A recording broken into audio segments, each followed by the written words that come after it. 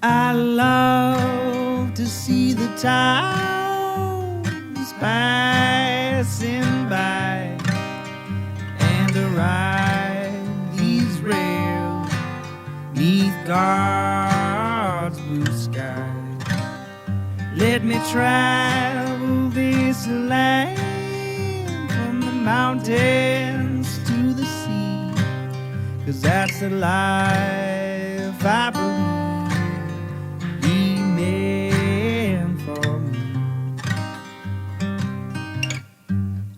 And when I'm gone and at my grave you stand, say God called home your rambling man.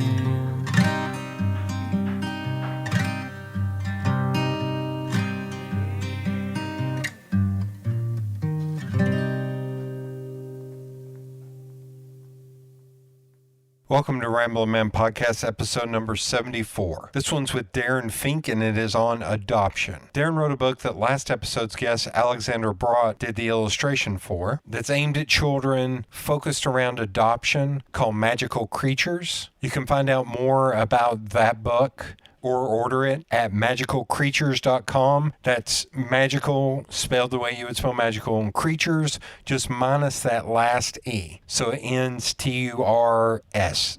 Or you can go to his website at transfiguringadoption.com and find the book there too.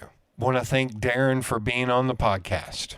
No sponsor this week. There's a lot going on in the world right now, and if you really want to help, really want to give back, really want to show support, find Black-owned businesses in your community and support them, but don't just support them now and get a pat on the back. Support them in perpetuity. And if you'd like to give any money, go to blacklivesmatter.com and give money there. Find a local chapter and do what you can, no matter what.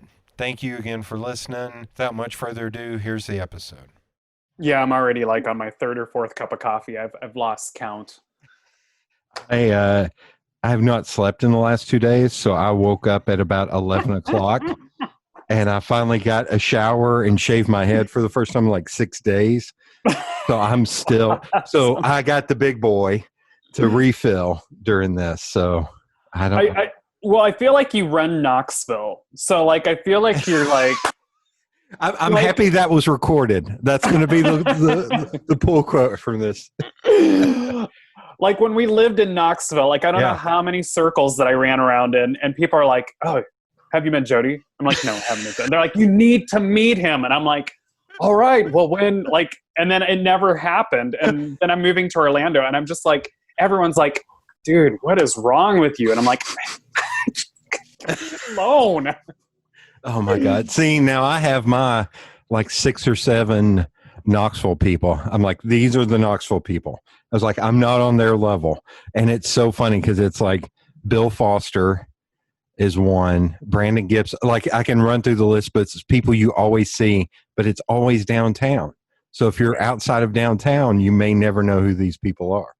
Right. No. And that's, so we didn't live in we lived close to Farragut. Right. And so, yeah, like with different things going on, we just never made it over to downtown that much. It was funny because I lived out in Kingston when we first moved to the area, and we really never made it down. I couldn't do it. I couldn't do Kingston. Love my Kingston folk, but I couldn't. Lovely town. Lovely town. Love to visit. That's what, in the quarantine, TikTok, man, I'm wasting too much time on TikTok. And early on, what I learned was, I was like, look at these houses, man. How in the hell do these people have these houses? And then I was like, oh, it's because they live in the middle of nowhere, and that house cost $150,000, whereas if it was in Farragut, it would be a $500,000 house. Right. Yeah. Okay, I'll tell you the funniest thing. When TikTok first came out, so I was working at the MegaCon convention here in Orlando. Okay. And wasn't living here yet. Just we were living in Knoxville, and we'd come down here and was working at it. We were next. Our booth that we had was next to, I forget her name now. She was off of the original Star Trek, and it was her last show, like Nichelle Nichols. Yes. Yes. And one of her guys that was like taking her around was totally had this huge TikTok channel. And so it's funny because he and I were just like schmoozing and laughing it up and stuff. And he like got me on a couple of his TikToks. And like, I'm like, it had just come out. So I'm like, dude, what is it? Tell me about this. And he says, tell me about it. All of a sudden I got a phone call the next day going, hey man, what are you doing on this guy's TikTok? I'm like, what's it to you? I'm at a con. Yeah. And the guy's like, I follow this guy. I can't believe I'm seeing you in his TikTok. Like, I'm like, I don't know. Yeah. Oh my God. That's funny. That's like, there's a woman who's Instagram famous, Baddie Winky. Have you ever seen her? Mm-mm. She's an older lady.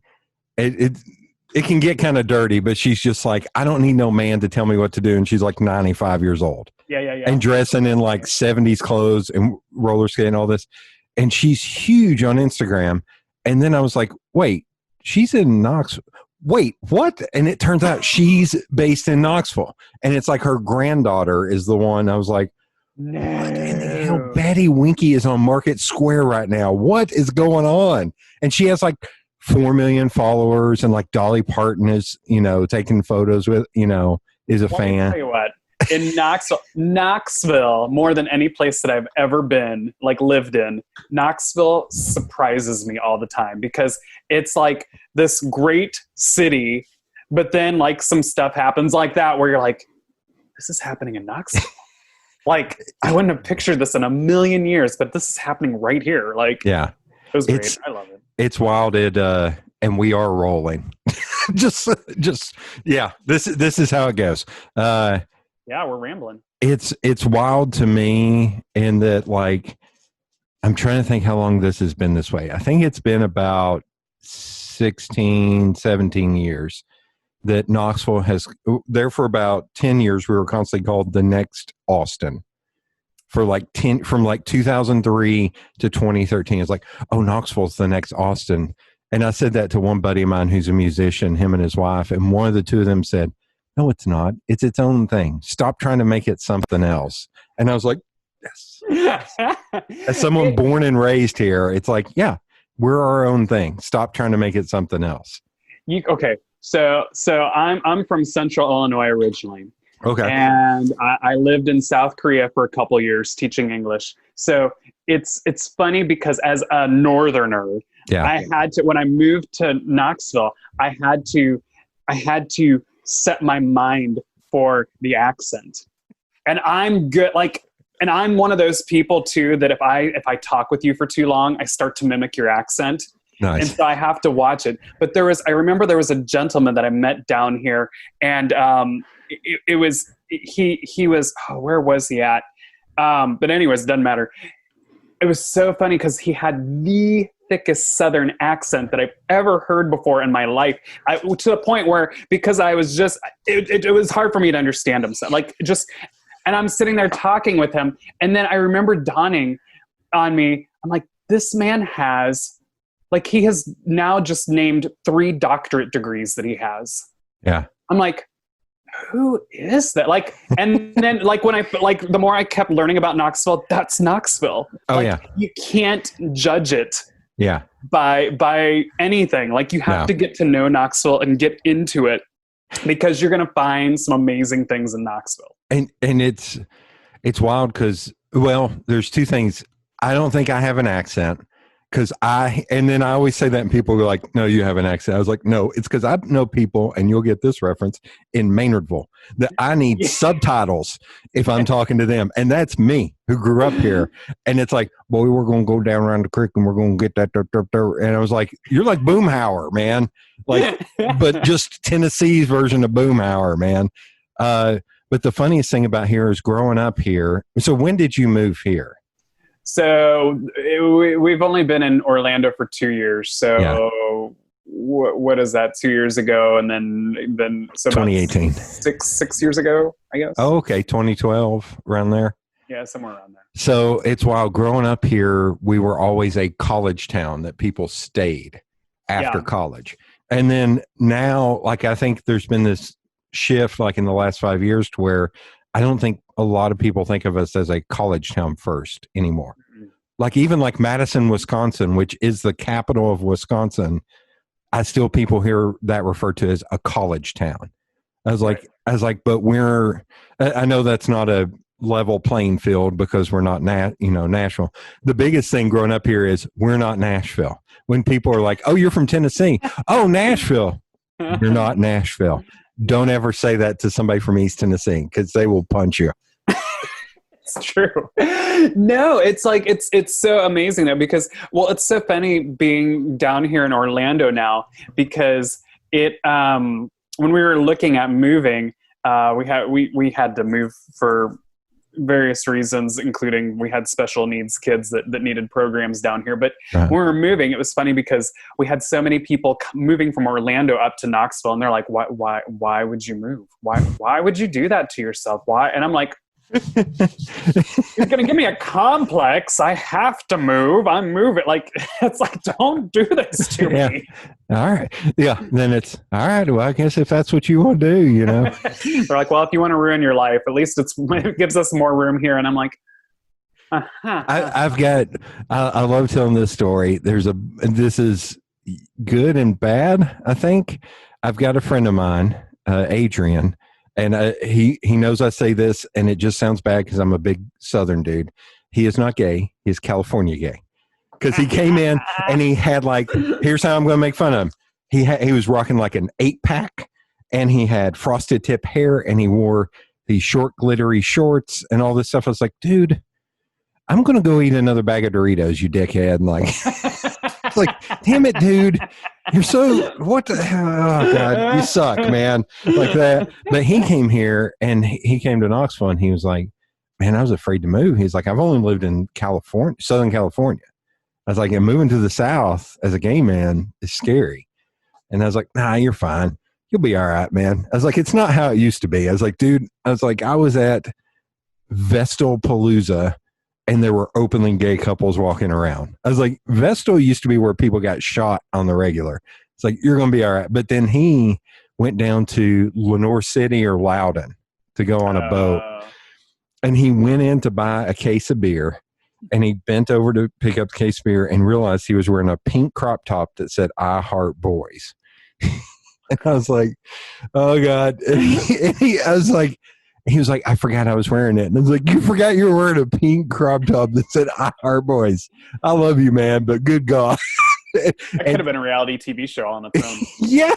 So he puts the case of beer up over his shirt, walks up to the front of the counter, sets it down.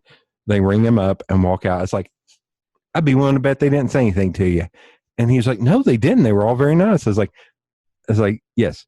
The minute the door closed, they all went, bless his heart. He doesn't know where he's at. I guarantee it, man. I guarantee it.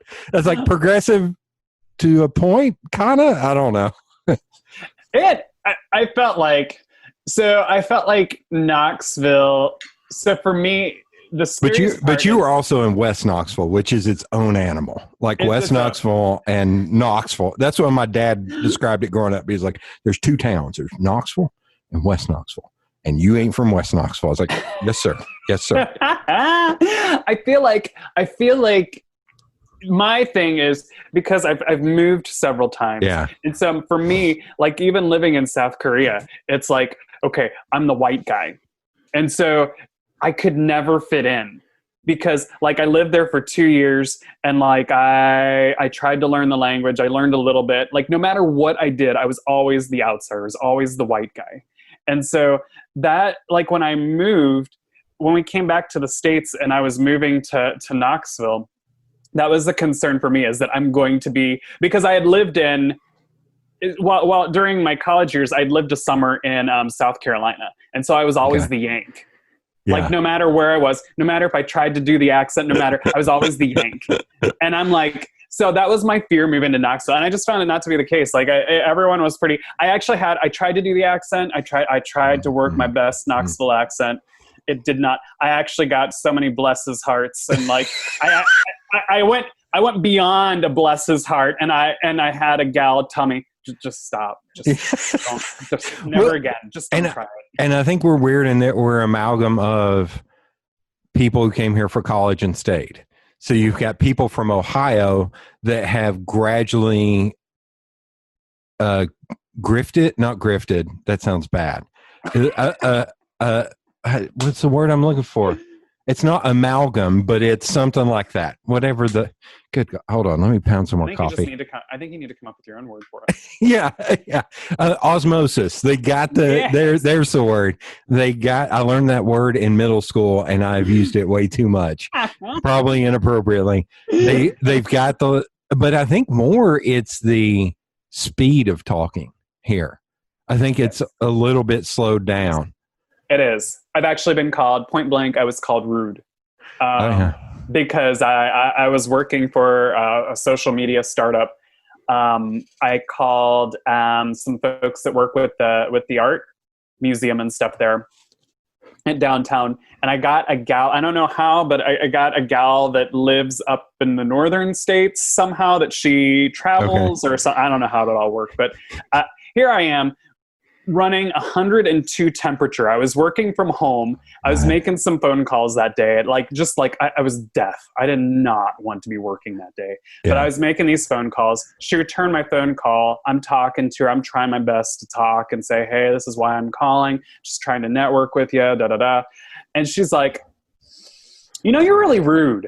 And I was like, dag. I'm like, what did I do? I'm just sitting there in my head thinking, I don't even want to be talking to you, lady. I just don't, I have no desire. You don't know how rude I can get, lady.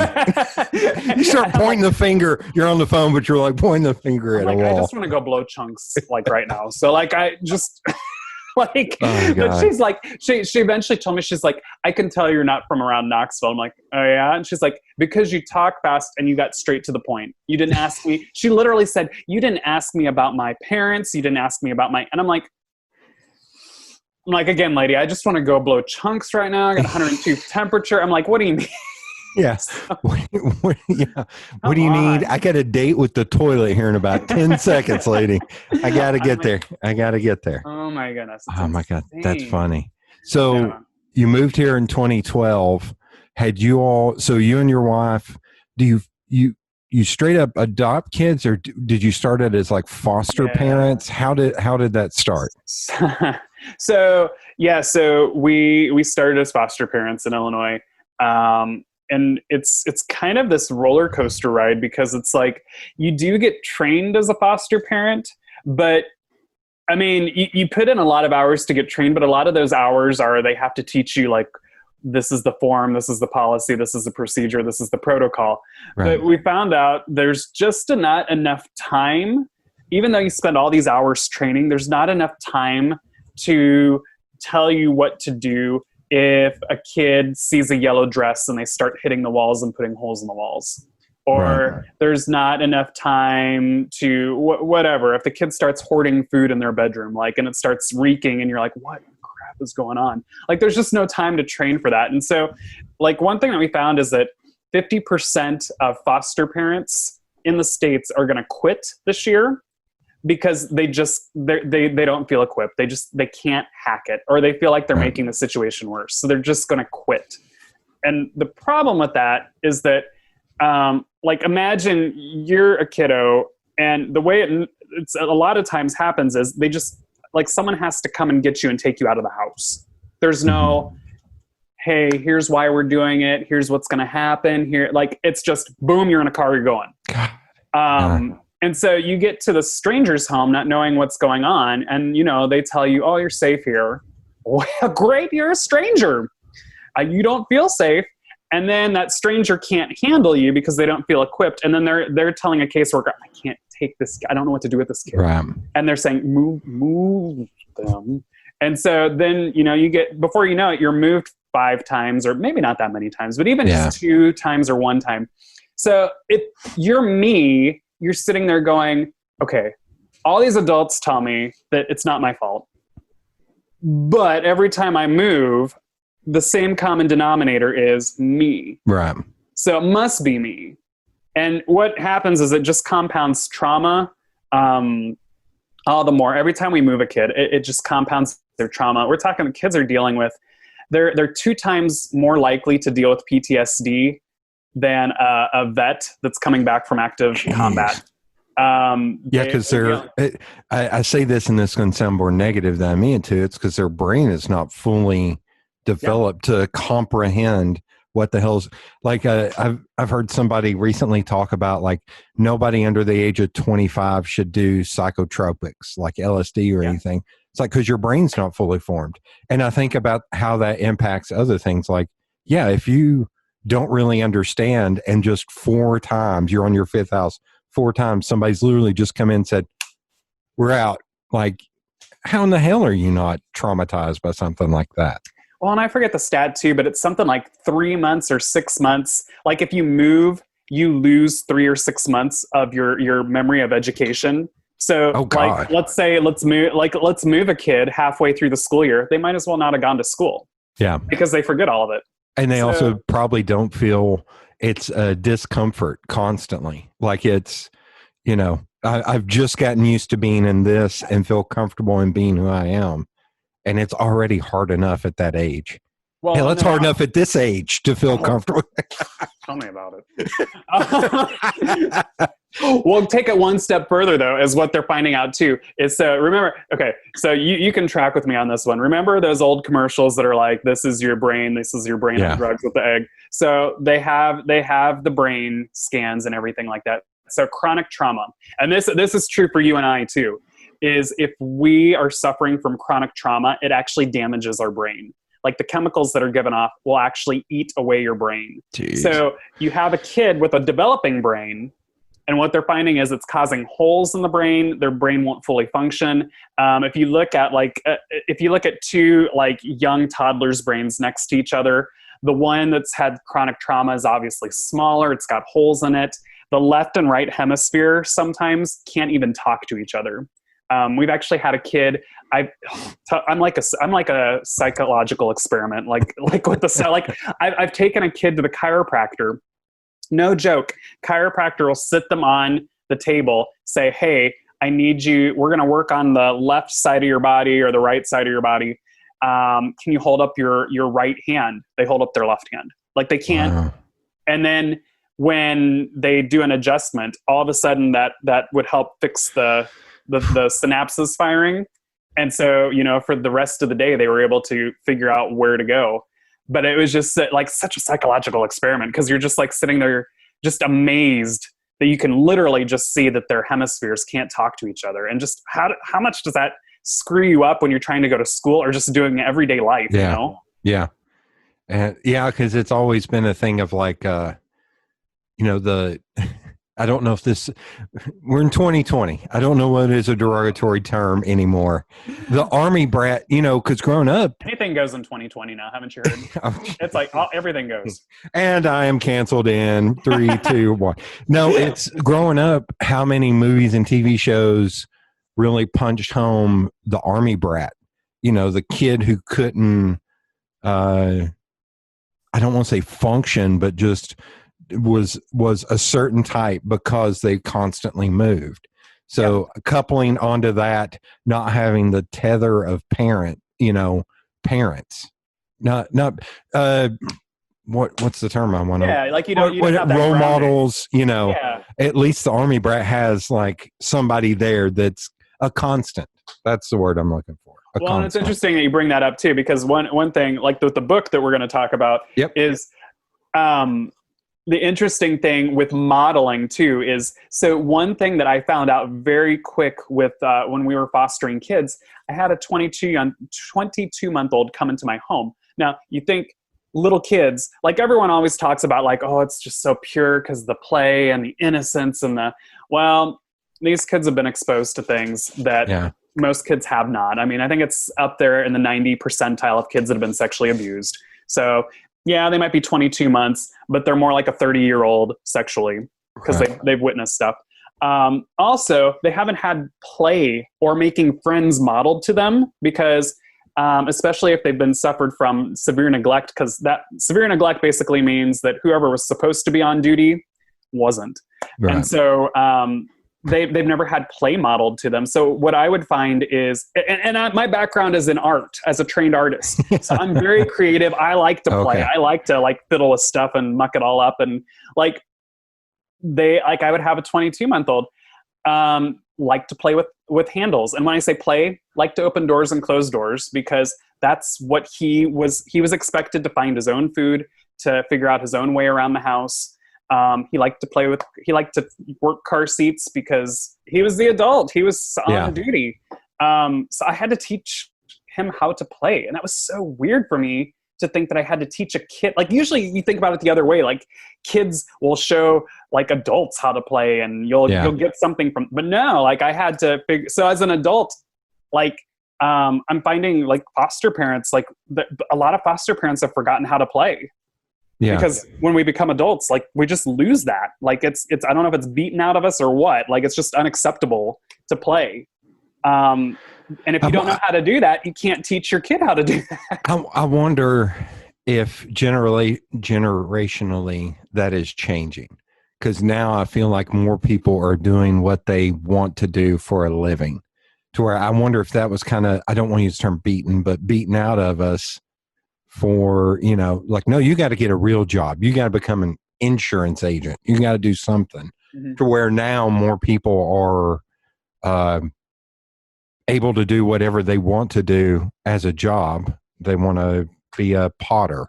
They want to do this, to where maybe that there will be some kind of tipping point or balance point to where that won't be an automatic. Oh, I'm an adult. I can't play now. You know what I mean? I hope so. Because what we're finding right now is that a lot of basically what happened with us is that I started making up these pretend creatures around the house. Okay. Because I'm just like, hey, let's play. And it was fun. We came up with pretend creatures that lived around the house. We came up with I had a foster daughter, so we had fairies that lived around the house. We had dwarves. We had this, that, and the other. So it was just so much fun. And then before too long, like I would start figuring out like, okay, this kiddo's having night terrors. This kid's having food issues. This kid's having sensory issue. And we'd figure out like games to play that went along with the creatures. So then I would keep playing with them instead of, because I don't want to sit down and do one more thing. Like I was working all day long. I was spending long hours. I want to come home and be like, okay, Sally, by the way, I got to get another pretend name for like every time I do talk with people, I'm like Sally. And you can't do Karen. You can't do Karen anymore. You can't do Karen anymore. It's gone. Yeah. But I'd always be like, I don't want to sit down and talk with her and be like, hey, we got to figure this out. And like, because it's just work again, right? And then they're on the spot and they get defensive because, I mean, same thing. Like if you sit me down and you go, Darren, we need to work on this. I get defensive. I'm like, I don't want to do it. Like you want me to leave? That's the easiest way to do that. We need to talk about this. No, we don't. I'm going to go now. Actually, if you really want to get deep in me, like you don't want to say, hey, we need to talk about something serious and then not tell me what it is. And then 2 hours later, you talk with me.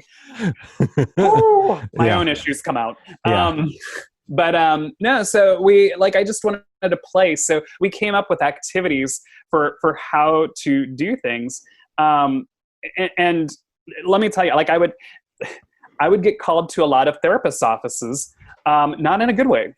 It ended up being good, but it would be more like I would be taking kids to a therapy session and I would wait in the lobby while they had their session and they would come out and I'm like, hey, we're done already. Okay, great. Let's go. And the therapist would always be like, yeah, we're going to have them wait in the lobby here real quick. Can you come back here and talk with me?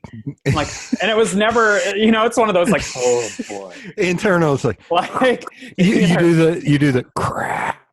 What did I do? It was like, what? Either there was a lie that has been told about me, and now I'm going to have to talk about it, or like I did do something and I didn't. So, but I would always go back there, and they're like, so session went really great. They're making progress, doing good. They say that these little creatures live in the walls. I was waiting on the butt. but no, we just dive right into it. It's Yeah, what yeah. is so then it turned into so are there mice in your house? Do we need to contact the authorities on you guys? And I'd explain it to them, and they're like, Yeah. oh, that's great, that's awesome. They're like, no, they're like, keep doing that, that's amazing. They're like, are you writing this down?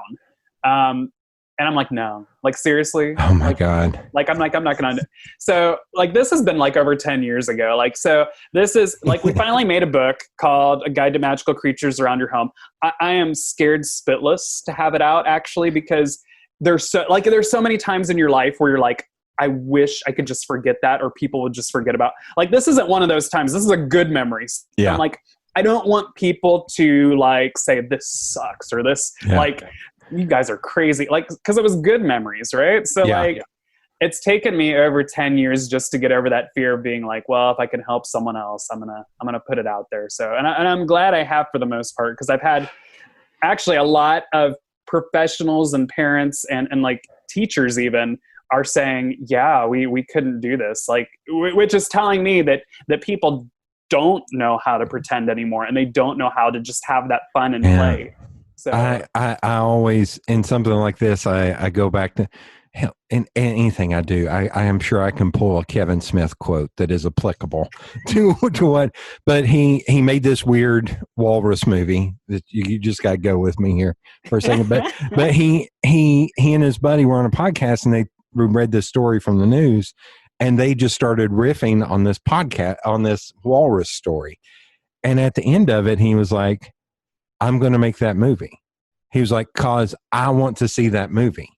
And if I want to see that movie, that's all that matters. And so it's kind of the same thing. It's like, no, this book needs to be out there in the world. And it's like, if I don't do it, it's not going to get done. So I'm going to do it. And I think about Kevin Smith and that there's a lot of the, be the change you want to see in the world. Sometimes you got to do the thing to actually see it out in the world. Because otherwise, somebody is going to look at that book and go, well, we can only make 10% of our money back, margin, all that crap, oh, well, we're going to have to pay this person to do it and all this. It's like, doesn't matter. It just needs to be out there. That's the important part. No, and it's. I mean, okay. So let's talk Knoxville a little bit more. Okay. So I definitely because for really, so we often say so I feel like it might be a northern mentality, and maybe I'm wrong, and I can be wrong. It's okay. My therapist told me it's okay. Therapist. I mean, I have little creatures in my wall, so what do I know? As long as the creatures don't start talking to you, you're all good, man. Oh, but that's all part of the fun. Oh, wait. I'm sorry. I got a call. I got to see a guy about a thing. So, yeah. But up when I lived in Illinois, the mentality, and I've had other people that still live in Illinois tell me the same thing. The mentality is, you need to go to college, you need to get a job so you can work for the man, and you can make someone else's dream possible. Where the thing that happened when I got down in Knoxville was, my first job that I had, I was around a lot of wedding professionals. So I was around a lot of the photographers and stuff like that, and a lot of things that I would see them do is they were just like, yeah, I just want to do this. I want to do this, and I'm going to make it happen. Yeah. That's what I'm going to do. And because I would always be like, well, there's so many photographers. They're like, yeah, but I'm a photographer. This is what I want to do. I'm going to make it happen. Yeah. And then I would meet other entrepreneurs in Knoxville, and I'm just like, even at chamber meetings or other networking meetings. And I'm just like, they're just full of people that were just like, this is what I want to do. I see something that needs done. I'm going to do it. Yeah. And it was just I know it seems silly, but it was mind-blowing to me because that's not what you did. You went to college and you worked for the man, so you made their dream happen. You didn't come up with a dream and make it happen yourself. So, I mean, even the fact that's Transfiguring Adoption is our nonprofit that helps foster and adoptive families. Right. It would not have happened had we still lived in Illinois. The reason it happened partially is because we lived in Knoxville and we were around all these people that were like, this is what we do and this is how we're going to make it happen. And we're like, yeah, why can't we do that? I wonder if it's a Knoxville thing or what it is, because I am the first and only artist in my family. And my parents are both, like, my mom worked for the phone company. My dad was a truck driver. So there was one job I had, and I'm trying to remember what the number was. I worked for a print shop for 5 years, and I took, I think, 6 days off in 5 years. Wow. And my mom and dad were like, "What in the hell is wrong with you?" And I was like, I was like, "You don't understand. I'm the art director and I'm the pre-press manager. If I'm not in there, then files don't get designed and sent to film, and the presses don't run." And because my mom worked as a for the phone company, there were 80 other people that did her job. Right. My dad, truck driver, there were 120 other people at his terminal. So they were both like, and I still remember one job I had, and I was 20 or 21 at the time. I was so sick, I almost couldn't get out of bed. And Dad actually called into my work and was like, "Hey, he ain't coming in today. Y'all just need to figure that out."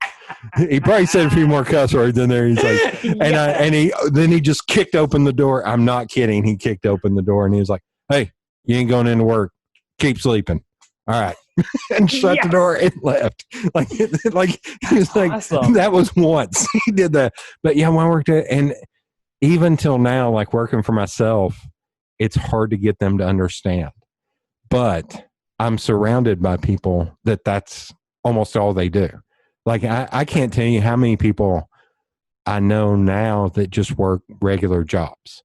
Like it keeps getting smaller and smaller. Or if it is, it's people that are like, "You know what? I'm going to go in, I'm going to put my 40 hours in, and then I'm going to live," like you were saying about playing. That's why I think about that, because I think about people I know now. They're like, "No, I do 40 hours on the dot at my job." And then I go enjoy life. And my work is nothing. My work is something to get me money to pay for beer and to pay for food and to pay for vacations. And that's it. So yeah, it's wild to go to college, get a job. It's almost like I saw people who worked at the print shop that worked for, I'm going to name a mortgage company. I'm not going to say which mortgage company. But I laughed at one of the guys one time because I was like, "Dude," I was like, "this is hilarious. I look at all your mid-level managers, and it's literally you met the woman you're married in college. You got married at 24. You bought a house that was way too expensive for you at 25. You started having kids at 26, and by 30, you hated your job, but you had a $2,000 a month mortgage." Like all this crazy stuff. And it's like, you're leasing 2 cars. I was like, do they give it to, because I was kidding him because I knew him well enough to give him a hard time. I was like, do they give that to you like in the manual when you start working at the mortgage company? Like, what in the why are you all exactly the same? No reason to think about your life. We have it planned out for you. Here's your manual. And they all lived in like, God love them, like Halls or Powell. And I still remember going to one subdivision to where it was these monstrosities, probably 4,000 square foot houses. And they were built within 6 feet of one another. They were not socially distant from one another in the times of COVID. And I was just like, if I spent $500,000 on a house, I would live in a field somewhere. Like there's no way I would be able to like, "All right, here's my neighbor's house tag. There's no way." But yeah, I wonder if it is a Knoxville thing or if I wonder if it's generation. I keep going back to the generational thing. I think it might be a little bit, well, because I still have, even with the new generation we have family and stuff that are like in Chicago and different things like that. And it's still a mentality of go work for the man. Now, down in Orlando, I would say it's a hybrid, but it's so transient down here that it's a hybrid. But there's still, I feel a little bit, I don't feel as laughed at or feel so crazy for saying I'm pursuing my dreams and I'm running a nonprofit. Right. Who created that? I did. I created it. Why? Because one day I saw a need and I said, yes, we're doing this. Yeah. So it's just interesting to see the different mentalities because definitely, and I'm not saying family because I realize I just named family. Hi, family. We'll have therapy later. But like via Zoom, just like this podcast. The podcast bringing people together. I need a new family. Oh my God.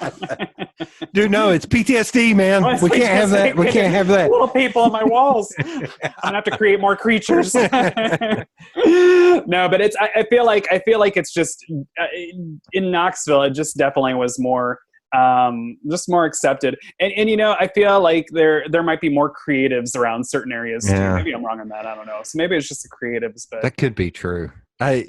Man, you can throw a rock here and hit a photographer. Like I'm in that Tuesdays, God love it, that Rising Tide Tuesdays Together group. And it's funny at the beginning because we'll have speakers come in and there'll be people who have never been to a meeting. And they're like, oh, let's go around and say who you are, what you do, and the name of your business. And it's literally 24 people and 22 of them are photographers. Oh, I'm a photographer. Oh, I'm a photographer. Oh, I'm a wedding photographer. Oh, I'm a porter. And I watched the people's face who speak, and I'm just like, okay. Person number 6 is usually when it sets in to where it's like, what? Why am I speaking at a photographer's meetup? It's not a photographer's meetup. It's a creatives meetup. It just happens to be a lot of photographers here. I think it may be the region and how great it is to shoot weddings here. Because, Kelly Clarkson got married at Blackberry Farm, and God knows how many others. Farm is like, yeah. I mean, yeah. I mean, I would love to see the year of a guest list in Blackberry Farm. It'd be interesting to see who all's been at Blackberry Farm. The funny thing about that place is I didn't really know about it. It's kind of like Benton's Bacon. Like, I didn't know about it until it became cool somewhere else. Because like Blackberry Farm, when I heard it's like, it was not that big of a deal. Like in the early, if I remember correctly, in the early 2000s, like you could go out there and stay it was expensive, but like, let's say $150 a night. I'm probably wrong. Somebody at home is yelling at their ham radio that I am wrong, but that's okay. But let's say, it was $150. Oh yeah, they're the creatures in the wall. They're the creatures in the wall. It's $150 a night. And now it's like $2,000 a night. Like all of a sudden, it became this crazy thing. I was like, I don't think it was a big deal back in the day. Even while we were there, I remember it getting more popular and more and bigger. So it was crazy. I went in one time. Susan Sarandon's daughter, Ava Murray, she's an actress too, and she's been a bunch of things. And somehow she showed up in my Discovery feed. And I was like, why is she showing up? Oh, she's staying at Blackberry Farm with her husband this weekend. That's kind of creepy that I know that. I shouldn't know that. I shouldn't know that, man. But I do. I was like, please don't post this until you've left, man. Because our airport ain't that big. And because I kind of wanted to go out there with like a Polaroid camera and be like, hey, I'm paparazzi. I'm the Knoxville paparazzi. I'm the Knoxville paparazzi. I hate crapping on my town, but it's too easy. It's like, oh my goodness, that'd be great. I would have gone to that. I would have watched that. I would have watched that reality TV. Oh my God. I'm there. So when was the first time that one of the therapists brought you back and was like the creatures in the wall? Was that like 10 years ago? Like what you had the spark of the idea like 10 years ago, but at what point in that timeline did you like, I need to actually make this into a book? Like you were saying earlier about, I don't have time to do this every night. Like it was just, I don't know what the spark was. I think it was just, I just had to, my kids are older now. Like my youngest is 13. My oldest is 21. Like, so I feel like there's no danger of them either getting like, I don't feel like people can necessarily hurt them or their play. Like, I feel like they were in the middle of it and we were using these creatures to help them. And now I feel like it's almost like we're done with them. Like, it's like, I'm done with this board game. Do you want to play? Do you want to play now? Jumanji. So like, I feel like that's just some of maybe like what needed to happen was just, we're finished with them. So now I'm ready for other people to enjoy them. Okay. And there's some other things too. I mean, we were talking about creatives and stuff like that. So like with our nonprofit, like the reason we started was because we were reading the Harry Potter series with our kids, and my 12-year-old at the time, he has a like almost like aphasia where he can't remember words. Like I could set a glass of water in front of you, and we could say, "Hey, there's a glass of cold water," and like 30 seconds later, he might be like, "Yeah, I'd like some of the clear, the cold," and you're like, "What?" And he thinks he said this great, phenomenal, articulated sentence when no, he just said, "I want the clear, cool." So he was able to take the books after we read it. He was crying, and we're like, after the first chapter too, and we're like, dude, 12-year-old kids are usually like, boys are macho, like that's the stereotype, right? Like you don't really know us, so we're strangers. So even like, and normally he was just kind of that way, and he was like, I totally get how these characters feel, and he just started opening up, and through that, my kids started writing a blog because they wanted to do something on social media, partly, but they wanted to do. They want to tell other families like what to talk about. And so we helped them make a blog. Knoxville Sentinel, like we went on vacation for 2 weeks in Orlando. Mm-hmm. We came back home. The Sentinel had like a message on our machine saying, "Hey, we're going to do an article on you guys." Nice. We're like creepers. Like, how do you even, like, we're not advertising this thing or any, like, how did they, someone had Googled and it popped up. Was it Allie James? I think so. Yeah. Yeah, she's a friend of mine. She is the one who co-started Knox Mom's blog. So every once in a while, I get a DM from her. It's like, okay, like one of my favorite restaurants, Inskip Grill, just moved. So as they were being very coy about it, and she just DM'd me. She was like, all right, you know what's going on. Where are they moving? When are they open? I was like, oh, there you go. Yes. Sorry. Like, so awesome. I will say it's not as creepy. She stays, and she has little kids. And she stays very like up to date. Into it. Yeah, yeah. Well, the creepy part, more so. The creepy part is we didn't say anything outside the house. It was the creatures in the walls. No, but even yes. No, but while we were in, we went to Universal Studios. While we were there, we had 2 people that were like, "Oh yeah, we follow you guys on social media." And again, I just made the social media pages 2 days ago. What do you mean you follow us? So it's just it was one of those weird things. So, but because of that, like we get asked or we do go to like Comic Cons, like different places. And so we were at LeakyCon 1 year in Dallas, and we ended up like we were next to a gal named Alexandra Brott, and she was just like, we got to talking. She had some great artwork and stuff up, and we got to just totally hit it off. And she's like, "Hey, I want to do this for you guys. I want to help you guys with it." So she ended up, it was just great because through this, we were able to meet like not local talent, maybe to where we were at, but we were able to meet fandom talent, right, and help out artists that are trying to make it and trying to be successful in the States. And we did an amazing job with her. She did phenomenal. And I think, I mean, I have to brag on myself a little bit because I think I did really good. I wish she was here to attest to it. Like, because I mean, I'm going to interview her next. We'll get the real story. Oh, totally. She's great. I love them drinking coffee at this moment too, like Kermit the Frog. Mm-hmm. Don't ask her about the creatures. We're talking. I totally lost my train of thought. Yeah. So you met up with her. You're working with talent.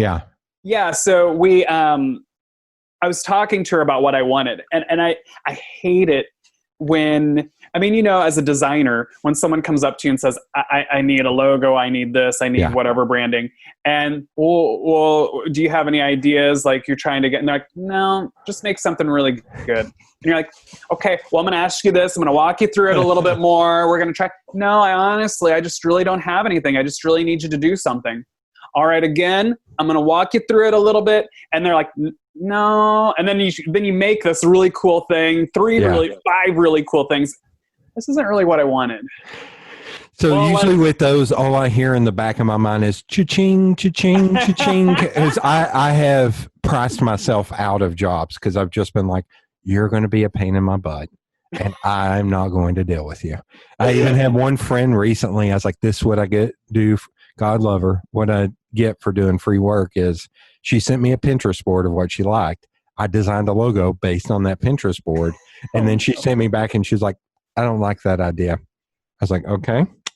And then a day later, she's like, and I really don't like the colors. So I pulled the pen from the colors that I pulled and sent them to her. I was like, this is where I pulled the colors from, literally from an image that you gave me that says colors.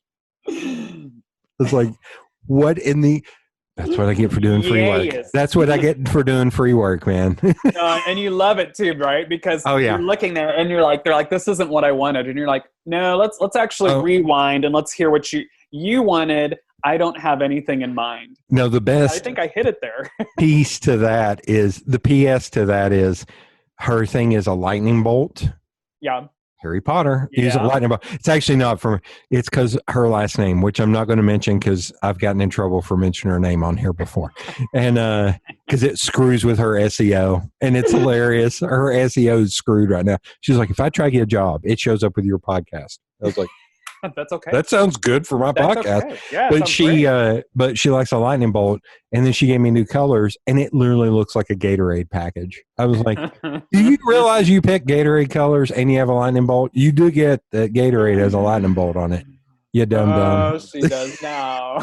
She does now. Yeah, I just finally put it on pause. I was like, I'm going to have to come back to this when I have the brain power to figure this out. So you found the artist. I found, I'm going back. This is awesome because so I feel like, okay, so everyone that wants a design job, listen up, because I feel like I had the best experience because when I wrote this, like this is from like experiences we had with our kids. Yeah. And like when I realized that I might make it into a book at one point, I tried my best because I wish I had the time to do the design work as myself, but I just don't. And so I was real about that. And so I'm like, I'm going to try my hardest not to have an idea of what these things look like because I don't want to, like, I'm going to go to an artist and I'm honestly going to say, I don't know what these look like. There were two of them, I think, that I was like, I know what two of them somewhat, I have ideas, but past that, I don't know what they look like. So I really want you to read this, like the activities and the stories. And I just want you, boom. And that's kind of how our relationship for the most part went because she would actually send me stuff and she's like, hey, I got some new sketches mocked up. And like, I would get them and I would actually get excited because I'm like, I have no idea what this thing looks like. So I'm excited to see what it looks like. Nice. And for the most part, I was pretty surprised because it was seamless. There was, I think maybe one creature that came back and I was kind of like, okay, we're going to have to change. It's one of the creatures that it looks kind of like a jellyfish. It's got tentacles. Yeah. And she had given it like these bright red eyes and it looked possessed. And I'm like, okay. But see, that's good. You have a start to where you can go, I need it to be less creepy. I need it to be more ominous. You can at least steer in a direction of like, oh, okay, no, that's totally fine. Well, especially because the creature's supposed to help kids go to sleep. Yeah. It's like, we missed it there. Yeah, we don't need the exorcist in here. I'm like, maybe we change. But I mean, for the most part, like it was great because it was more than I could hope for because I was getting these things and like people are like, I was just like, wow, this is what they look like. And so it was amazing to use her. We also have, if anyone listening is a fan of the Harry Potter series, we have a foreword in the book by Chris Rankin, who is the actor that plays Percy Weasley in the films. Nice. He was adopted from New Zealand. He lives, his mom obviously is in the UK. So he does stuff with us every once in a while to promote the work that we're doing with foster and adoptive families. So it's a lot of fun to have that. I'm going to throw out an idea, audiobook with him. Audiobook. Oh, believe me, it's already been. Love it. You know what's crazy is, so this book has only been out for maybe like a month. Yeah. So we haven't even really been able to market it. COVID has totally. Yeah. Don't even Oh yeah. That. But like, it's funny because I've already gotten like 2 or 3 offers of people going like, hey, so this turns into an audiobook, nudge, nudge. Yeah. I'm like, huh, I didn't know I knew all these voice actors. Yeah. Yeah. Where'd you guys come from? Oh my God. Yeah. Yeah. If you need the Southern translation, I'm glad to help you out with that. No. I actually hate my voice. So no one ever needs to hear that. No, there's the artist brain. constant self-doubt. I might be calling you just so that you can get over that. I mean, like, okay, this is it. Like, you have to do it now because this is it. This is the audiobook. Like, I have a radio show too, and the other day I was recording with somebody, and at one point I went, "You are now listening to WKEXP on," and I was like, "Why am I doing the hand over the ear? No one can see this. It's a radio show, dum dum." But I did the whole lean in thing. I was like, "Oh God, no!" I had to stop doing that after like 15 seconds. I can't. That's it. Yeah, we'll start drawing up the paperwork now. When did this? May be too esoteric of a question. When did the book become real in your brain? Was it before you got the artist, or was it as she was turning character, or at what point did it was like, holy crap, this is the thing? We had so in. Yeah, so here there is a road. That's a great answer. That's my life. Yeah. You got a second? So like when we were first decided we were going to do this, it was probably 3-4 years ago, actually, maybe, I don't know.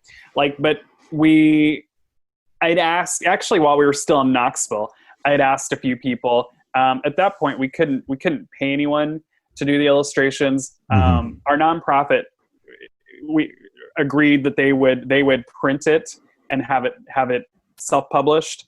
But there was no funding for illustrations. And so that really, that puts a limit on it. Yeah. When you go up to someone and say, "Hey, I'm making a major book.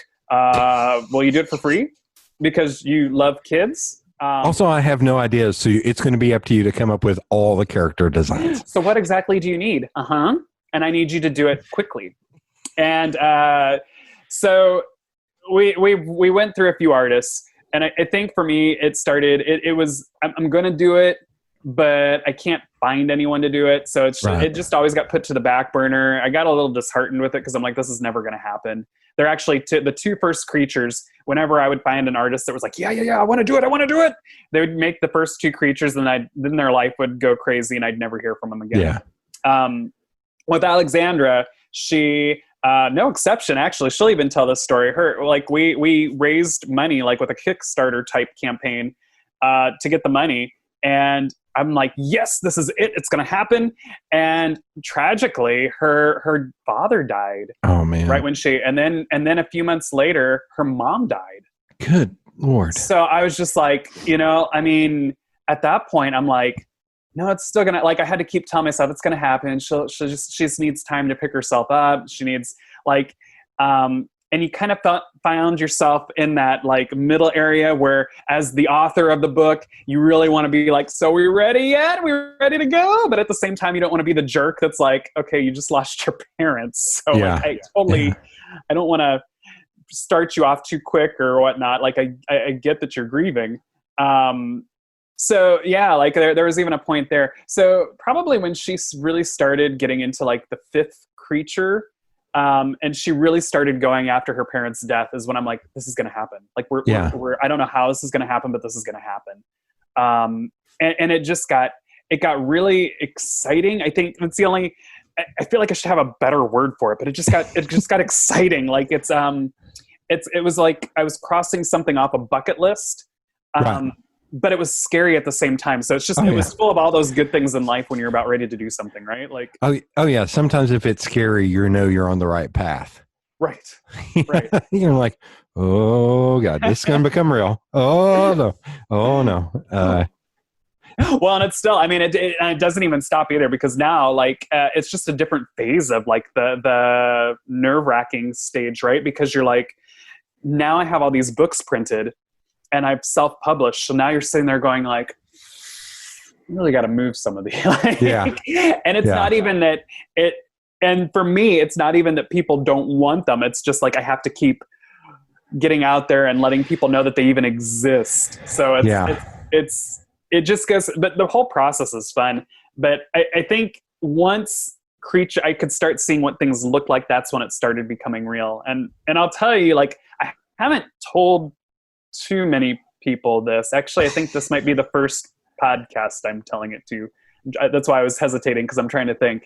So when the when we have a marketing firm that helps with self-publishing. They were talking to us, and I talked to the guy about the book. And when he was convinced that he wanted to pursue this with us, he said, "Here's what we're going to do, though. Your book is more of like a therapeutic activity book. It has a story and then activities." He's like, "I want you to write the chapter book first." I'm like, "What do you mean the chapter book?" He's like, "I want you to write like a novel chapter book, because I want everyone introduced to these creatures as characters, fall in love with them, get attached to them, and then they want to do the activity book." Yeah. I was like, okay. The activity book's written. So, I'm not going to lie. I did start a couple chapters with my kids. So that's where we're at. And he's like, "All right, we'll do the activity book." But he's like, "But I want to see the chapter book eventually." Yeah. So yeah, that's like, I'm on to this project with trying to promote the activity book and how it helps kids from trauma. But at the same time, I'm already starting on the chapter book. So we'll see what happens. Time evens all things out. You'll get the chapter book done, and it'll make people will find it first and go back to the activity. But it'll all work out. That's the way I look at it. The chapter book is better too. It's going to be done by and like I might have to fight for it, but it's going to be done by the end of this year. Not in print. Oh, okay. But it'll be done and it'll be edited and be in editing phase. Okay. At the end of this year. No, don't do that to me. Now, after I get done with this, someone's going to call and be like, "Hey." Oh, I see how it is. Yeah. You could get it done in a month. Yeah. Yeah. So we're going to have them in stock for Christmas, right? Yeah. Yeah. Sure. I'm a little scared about that now that I said that, because I'm waiting for someone to hear that. Oh my God. That's a marketing mind right there, right? Yeah. That's totally like a marketer would be like, "No, we're going to have these ready for Christmas." Dude, that means they got to be done by November. I'm the wrong one to ask on this, because I'm going to refer to myself as the king of the bankers. Like I am big on like, I'm going to bank everything I can. That way, when I release it, I can be on time and hit every schedule. Like I've got a movie podcast that I've got 26 episodes banked, because I want to do something different with like a Patreon, and I'm having a hard time getting people to be on for that. So it's like, oh, I have these 26 episodes that I've recorded for 2 years that are just sitting there. It's like, but everything will work out. It will all work out. I just won't have to stress about that for the first year. Yeah, no kidding. Well, and it's smart too. I think I need to slow down anyways and enjoy. Like one thing that I've never done is, well, because I've never written a book, but we had a gal that started a launch party on Facebook for me, and like I didn't really know what that was exactly, other than like, I mean, I know what a launch party is for a physical book, and you go to the bookstore and yay. But she's like, we invite a bunch of people, and for like a couple weeks or 3 weeks, we talk about the book, we discuss it, and all this other stuff. And so it was neat for me because I don't know these people at all. Right. And it was neat to see like teachers and daycare providers and professionals, and they're all talking about like how, like, they're giving me their feedback. And I think I might have had like one constructive criticism, and the rest of it's been positive feedback. So it's been, I think, for me, I have to learn how to stop and just enjoy that a little bit before I move on to the big next thing, so that I can just kind of celebrate for a while. But I'm already ready. Like I want to so bad. It's just my personality. I want to move on to the next thing. The next shiny. That's why the chapter book is better. It's the new shiny thing. It's do the skipper fingers. It's the new shiny thing. It's the new shiny thing. It's the new shiny. I want the new shiny so bad. Oh my goodness. So when it comes to like this book, I hate to ask this, but is this a genre of books, or are a lot of books that deal with this more teaching the therapist how to deal with this? Are there many that come to actually help the kids, or is that a very shallow market for this? Well, yeah, it is somewhat of a shallow market. In that, I mean, there are, especially with kids that are coming from trauma backgrounds, I've in fact only found, and maybe there are more out there, but we do like Transfiguring Adoption reviews movies and video games and books as one of our projects. And there's one publisher out of the UK that I know of that they do release books that would be similar to this somewhat. But as far as using magical creatures, there's nothing like this. And the other thing too is that's really interesting is the way that my marketing folks were so smart, because they had me separate the story aspects from the activity book. Right. So the nice part about that is what it does is it opens things up with the stories, so people can just enjoy the stories. Mm-hmm. Or they can adapt things if they have kids that are just like kids that are in a home that's going through a bad divorce, might be like exposed to chronic trauma with all the yelling, screaming, hitting, whatever that's going on. Kids that have migrated to the States, especially they just might have had a rough situation from where they came from. So that's trauma. And so it allows them to take the stories that I used with my kids and adapt it to what they need. So, I would say that there's not a lot as far as just like pure, like a therapeutic type book. There are books that are, they're called Theraplay. And so what it literally is they're taking you through activities, but it's more like, hey, let's take a balloon and put a sock to the end of it and let's play this game. And they're more like step 1, step 2, step 3, let's play. Stodgy. They're more stodgy. Yeah. I'll say it. If you can't say it, I'll say it. They're more stodgy. Yeah. So this is just, it's more fun. It gets kids into, there's, I had one lady that's talking about her daughter. Like there's this character called a charm roll that it is kind of it looks like a cross between a rabbit and a chipmunk is kind of the way it's been drawn out by the illustrator. So it's a really cute character. It's like the thing that it teaches kids about is boundaries and like bubble space, and like our kids that come from traumatic backgrounds, they haven't had that modeled.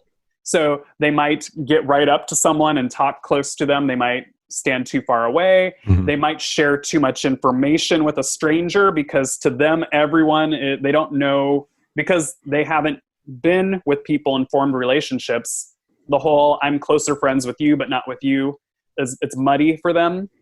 So they might be sharing too much information with people. They might not understand like, hey, this is my wallet. Like, it's not okay for you just to pick up my wallet and look through it. Because again, it's not been modeled for them. So this character has a thing where if it feels violated or it feels like you're approaching on its territory too much and it's uncomfortable, it bursts into flames to keep you away, right? So but it has different activities that go with it for like gauging like that distinction of like personal space and personal boundaries. Right. And it allows, again, it's a whole story. It goes in, it dives into what the character eats, like what do the adults look like, where can you find them? So it just really opens things up to more than step 1, step 2 equals step, C. It opens things up to, hey, we now have this little creature that we pretend, like let's go outside and look for it. Like my kids actually, there's a toad that is talked about in the book. My kids went out and they friggin' found the thing. Like I'm sitting there like totally making this stuff up, and I'm thinking like they'll never find, because I always was scared like what if they find it and like they want, and so I tried to make it so that they couldn't find it. Like it's totally magical. It totally looks. Mm-hmm. My wife like texts me one day and she's like, "Now what you gonna do, tough guy?" She's like, "They found one." And I'm like, and it has a crescent moon on its forehead and stuff like that. God. This frog had a moon thing on it. I'm like, are you kidding me? I'm like, tell them I can't keep it. You're manifesting. I'm like, what's going on? Yeah. But it really, again, it gets them into the world and gets them into the place. So it's fully immersive and fully engaging them. So yeah, one thing so anytime you saw me typing, I was actually making questions and notes. I wasn't checking on my Tinder and see how it was rolling. Yeah. You mentioned before about we're not going to go down the Tinder rabbit hole. I made the mistake of doing that in the last Zoom, and I was just showing pictures, and he was like, oh god, no, make it stop. You mentioned like how they're y'all reviewing like movies and TV shows. So how have you seen like foster and adoption portrayed in movie and TVs? Because I think about more recent history. From an outsider, I felt like Shazam did a really good job in portraying like a kid that had been through the ringer on all that and finally go into a house that was warm and loving. Yeah, so Shazam did a really good job. It was phenomenal. We actually have, so our reviewers that review stuff for us, they're actually, some of them are former foster youth or adult adoptees.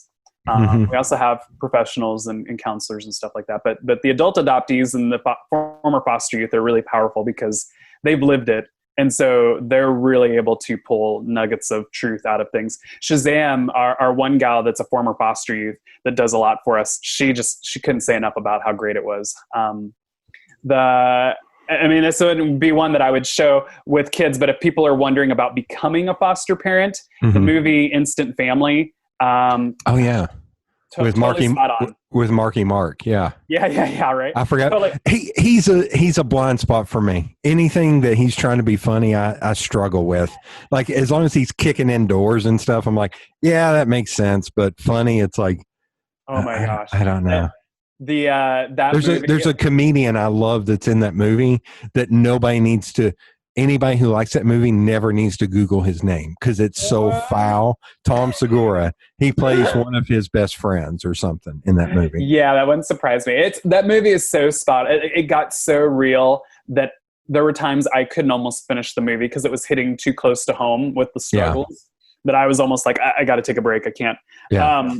A lot of things that we take a look at in movies, though, there are things. It's called trauma triggers. So there are things that'll be in a movie or in a video game that it might be okay for you and I to see because it doesn't bother us. Right. But there's something that will trigger a kid to remind them and relive their past in their head. And we're talking about things that like maybe they see a dog or something get like violently abused or something that.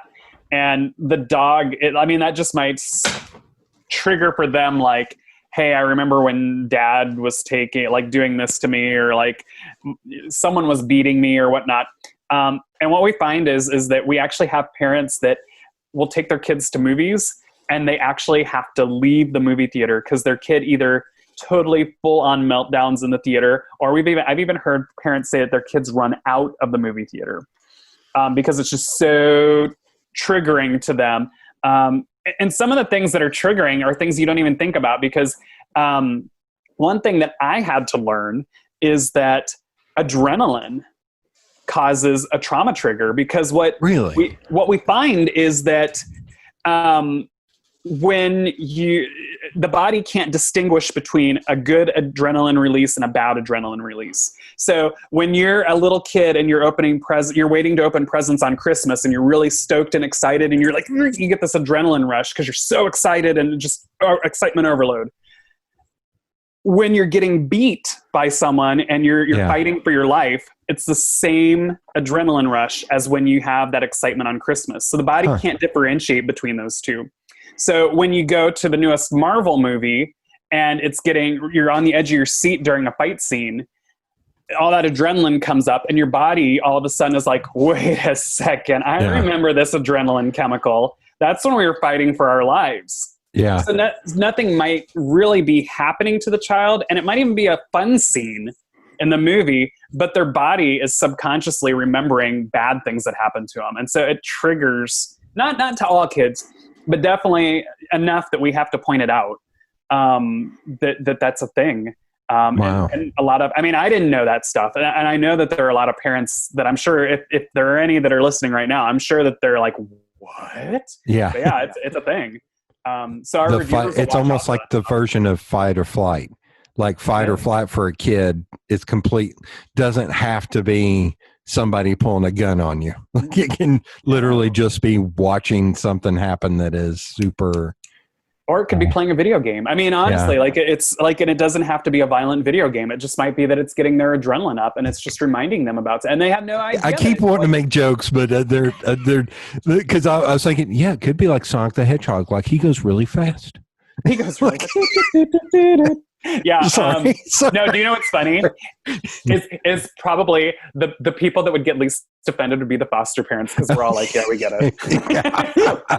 I find that it's kind of like when you go and talk to a mortician and you apologize about making all the dead jokes, and they're like the ones making the worst dead. Like, I find that the foster and adoptive parents make the biggest parenting jokes, because it's like, if we don't laugh, we'll cry. So man.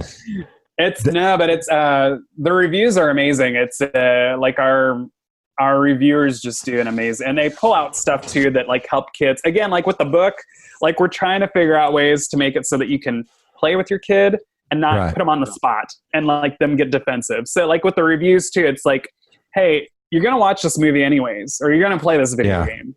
Yeah. So let's talk about something going on in the video game that's a serious topic. Let's talk about the characters. So characters in the hot seat, and we're talking about their issue. Yeah. And then eventually I'll bring it back around to my kiddo. And our reviewers show parents like through questions, like, how do I bring it back around to my kid to like talk about PTSD or talk about things they're struggling with? Which is wild, because if you think going back, like how foster or adoption was portrayed in movies and film, I think of like Oliver and Facts of Life. And I think that's about I had to pull up Facts of Life. I was like, Mrs. Garrett. I was like, I couldn't remember the name, but I remembered Mrs. Garrett. So I kind of, what you were saying about the glass of water with your son, I have that, but it's from getting punched in the head from boxing over the years, to where I'll have a foggy moment. I was like, okay, I know Mrs. Garrett, but I don't know what the name of that show was. Right. So, but like Oliver and Facts of Life, I was trying to think of anything else that it's, and even like Facts of Life, I don't feel like it really. Well, because it almost type situation. So it was almost like a Harry Potter in the States type situation. So damn right, she did foster those young girls, right? That was not a boarding house. Was it? Okay, I don't know. I don't remember. It's been that long. It's going to kill me. Someone is yelling at their ham radio right now. I know. And she becomes a house mother to fiction. Oh, no. All girls boarding school. So I was completely wrong. For some reason, I had it in my mind okay. But she's still, because of that, it's still like, I have our kids with Harry Potter. It's a boarding school too. Yeah. So, it's the same thing, like, right? Like, I haven't mentioned my fake editor, Kurt, in a while. Kurt, let's cut all that out, man. Don't make me look stupid. Don't make me look a fool, Kurt. No, but it's Oliver then, I guess, is the biggest Oliver and Annie. I know, Annie, Oliver and Annie. Yeah. Yeah. And it's so, I think that's why. It's not really touched on. I think about it. If it is touched on, it's minor, and it's usually in a negative way. It's, you know what I mean? Like it's not. It is. Well, especially the foster parents are usually like pictured in a and that's another thing that our reviewers really, and again, this is coming from some of them, our reviewers are former foster youth or adult adoptees, and they notice that like, hey, if the foster parents are being portrayed in a negative light, or the adoptive parents, like, okay, let's think about it. You're taking a child and you're putting them with a stranger, and you're telling them you have to trust this person. But in the movies, they're seeing that the foster parents are idiots, or they're evil incarnate. And they're just they're wanting the money. Yeah. Yeah. So they're money grabbers. Okay. So you're telling a kid in the media, don't trust these people because they are like Satan incarnate. Yeah. Or like but in real life you're saying no, it's okay to trust these people. So it's like even our reviewers will be like, this if you're gonna watch the movie, they're like, you need to have a conversation with your kids and talk about how that's not. And I think a lot of the media too, like, that's why parents that get into that start fostering or adopting, they don't. That's their view of fostering or adopting is what they see in movies. And it's just not, it's not reality. Right. It's not reality. When did you all start fostering kiddos? Oh, let's see. So we would have come back home. So it would have been around 2000. Now you're talking like, it's kind of like the anniversary question. Like, when's your anniversary? And it's like, well, like I'm going to get, so my wife is yelling at her radio right now. So Oh no, I think it's Jeff Foxworthy or Bill Engvall has a joke. He was like, if I was ever to get a tattoo, it'd be right here next to my watch, and it said my wife's birthday and my anniversary, so I never have to think about it. It's right there, and I was like, that is so amazing and accurate. That's what that is. It's so true. It's, oh my goodness, you have no idea how many dates I would need to remember. Oh, okay. Well, I'll rat on myself, and people can laugh at me or write in letters or whatever. But like because we've fostered, several kids. Like even with my adoptive kids, I have trouble sometimes. I'm like, I need the like birthday cheat sheet. Like sometimes, and people are like, "Are you kidding me?" And I'm like, maybe not. That's why I love phones. You can put in their calendar, annual reminder, yearly reminder. I've got a few friends. I'm like, oh, it's his birthday. I didn't even need to look at Facebook today. Happy birthday, brother. And they're problem. like, I think I rely on technology too much, and I'm like, the phone's got it. And they're like, wait, you remembered my birthday? I was like, sure. if that's how you want to spend it, sure. It's in my damn calendar, man. It would have been around 2006, 2007-ish. So it's been a while. I do have did it start with like one kid, or do you kind of have to start with multiple kids? No. So, I mean, you're like, so they're pretty, I mean, when you become a foster parent, it's pretty, you're in a glass house. So the folks that come out and do your home study, and they interview you, and like, they know everything about you. And I mean, all the little dark little secrets that you wish they know. Like they could tell, like anyone in casework could like run for like office, and they could blackmail us all. Like it's just that's why I'm not running for office. It's 'cause I would love to run for office, but the crap people have on me, I'm like, nope. As long as my parents are still alive, some of these things don't need to come to light. Is what I'm thinking. But it's like it's so everything's so you're just honest with the caseworker. So like some people will say they will only take infants. Some people will say they can only take this age child, whatever. So we were just like we didn't have a specification. We actually, so there it seems like there are never enough foster parents. There are never enough foster parents. So when we started in Illinois, we were actually we were finishing a 1913 home. Like we were gutting it, and so we were taking our class with the whole idea, like we were finishing it for us. But then when we decided to foster, we're like, oh well, this is a huge house. It's got like 6 bedrooms, 2 baths. Like we'll foster, and by the time we're done with our classes and have our licensing, we'll be able to do fit kids into rooms and stuff like that. And so we didn't even have the bedrooms done, and we got a call asking if we'd take 2 kiddos, and it was an emergency placement. And we're just like, yeah, we don't have bedrooms. Like literally, like they're not. And they're like, they kind of put it off and said, well, I said, because I said we're really having a hard time finding homes for these kiddos, and they were young too. And I'm like, yeah, we don't have bedrooms. Like they're not finished. They'll be finished in 2 weeks, but right now, no. Like I can't. Yeah. And so I was like, if you can't find anyone, call me back and we'll see what. So lo and behold, end of the day comes, caseworker calls me back and says, she's like, you can say no if you want to. She's like, I'm not going to pressure you into this. But she's like, if you say no, I am going to let you know we have to split them up and put them into 2 different homes. And so that was like the heart wrencher for me. I'm like, because one is 4 years old at the time, the other one's 22 months. And so you're like, I don't want them to they've already been in 4 different homes in the last, however long. And some like, all I'm thinking is hanging up the phone, then going, honey, we're sleeping in sleeping bags tonight. They get the bed. They get the bed. Oh my goodness. I don't know how we got the rooms done. We got the rooms finished. We told them, can you give us at least 1 week? I think it was 1 week. We said, give us 1 week. And so they found temporary homes for 1 week. And when all I'm thinking in my head is with kids, it's like if you're redoing a house like that, it's the stupid things that I think about. Like, is there lead in the paint? And do we need to remove that and put in new paint, and will those fumes affect the kid? That's the stupid crap I think about. No, me too. I mean, when they moved in, the fumes were still there. Like, I mean, the paint had just dried the day before. So I'm literally like, the windows are open. We're like trying to fan out stuff and trying to get rid of the paint smell. But I'm just like, I don't like, I think we even told them, we're like, hey, there's like paint fume smell everywhere. They're like, but is everything clean? Is it like, yeah, everything's like, yeah, it's totally clean. It just smells like there's fresh paint. Of course it's clean. Like, of course it's clean. No, it's dirty. We put fresh paint up and immediately. No, but it was a whirlwind. It was learning. It was totally just by the seat of our pants, learning everything as we went. So it was an amazing ride, but it was just, I mean, there were just things, like I said, like that was our first placement. Like our 22-month-old didn't know how to play, because they'd moved around so many times during his young life.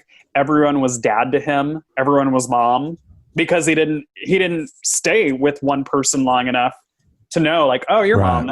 I trust you. You're where I go to get stuff. Yeah. Every woman was mom, and every man was dad. So there was always like this danger of like handing him off to someone saying, hey, can I hold him? And you're like, and he's like, hey, dad. And you're like, yeah, we're done there. Okay, I'm just seeing bad 80s comedy. Like, oh my gosh. Like some comedian, like, wait, what waitress at the comedy store did I knock up that I have a kid now? What's going on? He's immediately saying, Dad. I just see 80s comedy and dudes just being like, oh no, oh no, oh no, oh no. It was nuts. Well, and then like our daughter at the time, and the stuff I'm sharing about our kids, they know that I share it. And just for someone's like, he's sharing too much. And they totally, our kids help out with the nonprofit, and I share the stuff, and they've given me permission. But anyways, so like, our cat that we had gotten really, really sick. And so I had to take it to the vet. So I come home and the kids had already been dropped off. And, this little girl runs up to me, like as I come up our stairs, to the main floor. And she's like, hey, you're my new dad. And I'm like, and then she's like, and this lady's my mom. And I'm like, okay. And we like, since then, like at first we thought, oh, cute. But then as we started to, like, as we've gone on our journey more, we started to digest it. We're like, it's probably not healthy for like someone just to run and be like, hey, guess what? You're like, no, kid, I'm just the mailman, man. I'm going to be gone. And I'm just delivering your cat. 27 seconds. I'm out of here, man. But yeah. I'm saying that as KUB workers are driving past. It's like, no. KUB. I'm KUB. Got the hat on. I'm not your dad. That's some other dude. It's hilarious. Oh, my God. And like I mean, since then we've had another kiddo that it was pretty much the same. Not maybe quite as fast, but he was 9 when he moved into the home, and it was kind of the same thing where he was just really quick, like your mom and dad. And since then we've learned that is that's because they haven't had healthy relationships with anyone. So it's not really. It's cute to other people, but to us we're like, yeah, but that means that they don't know how to make healthy Is that like a coping mechanism to be able to adapt or deal with this situation? It's like, nope, your dad, your mom, I'm moving on. Yeah, it might be. I mean, there could be a lot of things that it might be. I mean, it might. Just that's totally surface level. That's like totally... it could be too that just there's a need to always. I mean, there's just like this innate need to I need your mom, your dad. Like I need. I mean, we even see like people that don't know their birth parents. Like they spend a lot of their lives trying to search for their birth parents. It's just that wanting to. It's part of your identity, wanting to know who you are, where you belong. How you are, who you are, and stuff like that. But with that, like I think too, like it again, going back to it's not forming healthy relationships. So right. It's I don't understand that. Hey, you're a stranger, and I need to get to know you, and I probably should be like a little hesitant to talk to you. I probably should only tell you so much information. But again, it's part of the weirdness of foster care, right? Because you're dropping a kid off at a home and you're saying you can trust these people. They're your foster mom and dad. But really they're strangers. Yeah. Like they're strangers and you're staying in their home. And if in the home, if your foster son or daughter just took off and stayed at the neighbor's house with, you know, like you would freak out because you'd be like, oh my gosh, like we didn't know where you were at. What the crap? Like, but in the same token, well, the caseworker just dropped me off with you guys and I know the neighbors about as well as I do you guys. So what's wrong with me? Like, you know, I mean, when you get into that mentality, it's kind of, it's crazy. We actually, like with our nonprofit, like a lot of people ask us, especially because a lot of former foster youth and adult adoptees wonder, and we are like, we believe that it's very, very important for kids to maintain a relationship with their birth parents. And there's some organizations that believe that you just need to kind of cut ties and you're done. But there's always that, kids are always going to want that identity. Right. Like even as an adult, like there are things that happen to me and I can look back and be like, well, I'm acting like my dad, or I'm acting like, or that's because I come from this ancestry, or that's because of this or that, or when I was young. And you're always looking back at your past or where you came from to figure out who you are today.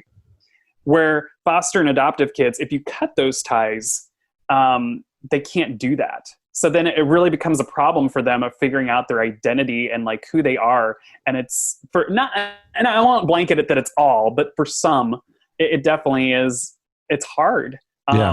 So if we always tell people, if you're fostering or if you've adopted, if at all possible, you have to keep those ties with the birth parents. It's not, and I think that's, again, going back to movies and different things like that, I think you see in movies that it's just done.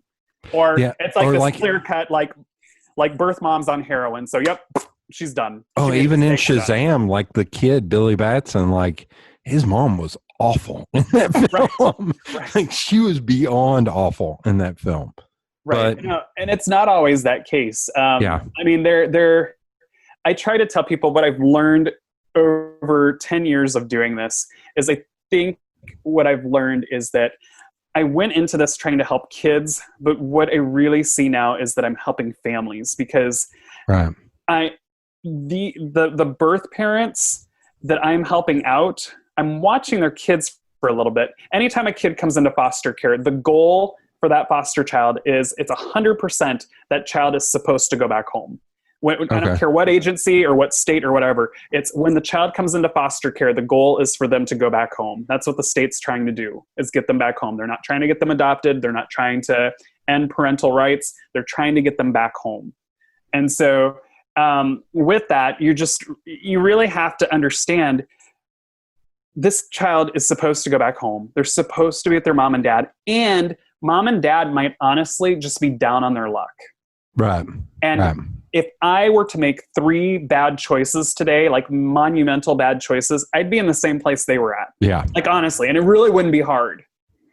So like, especially in the time of COVID, good Lord. Oh my gosh. Right. Yeah. Like, that's just exposed this big thing of like, oh yeah, everybody is like 2 months away from being evicted at this point. Like it's terrifying. Yeah.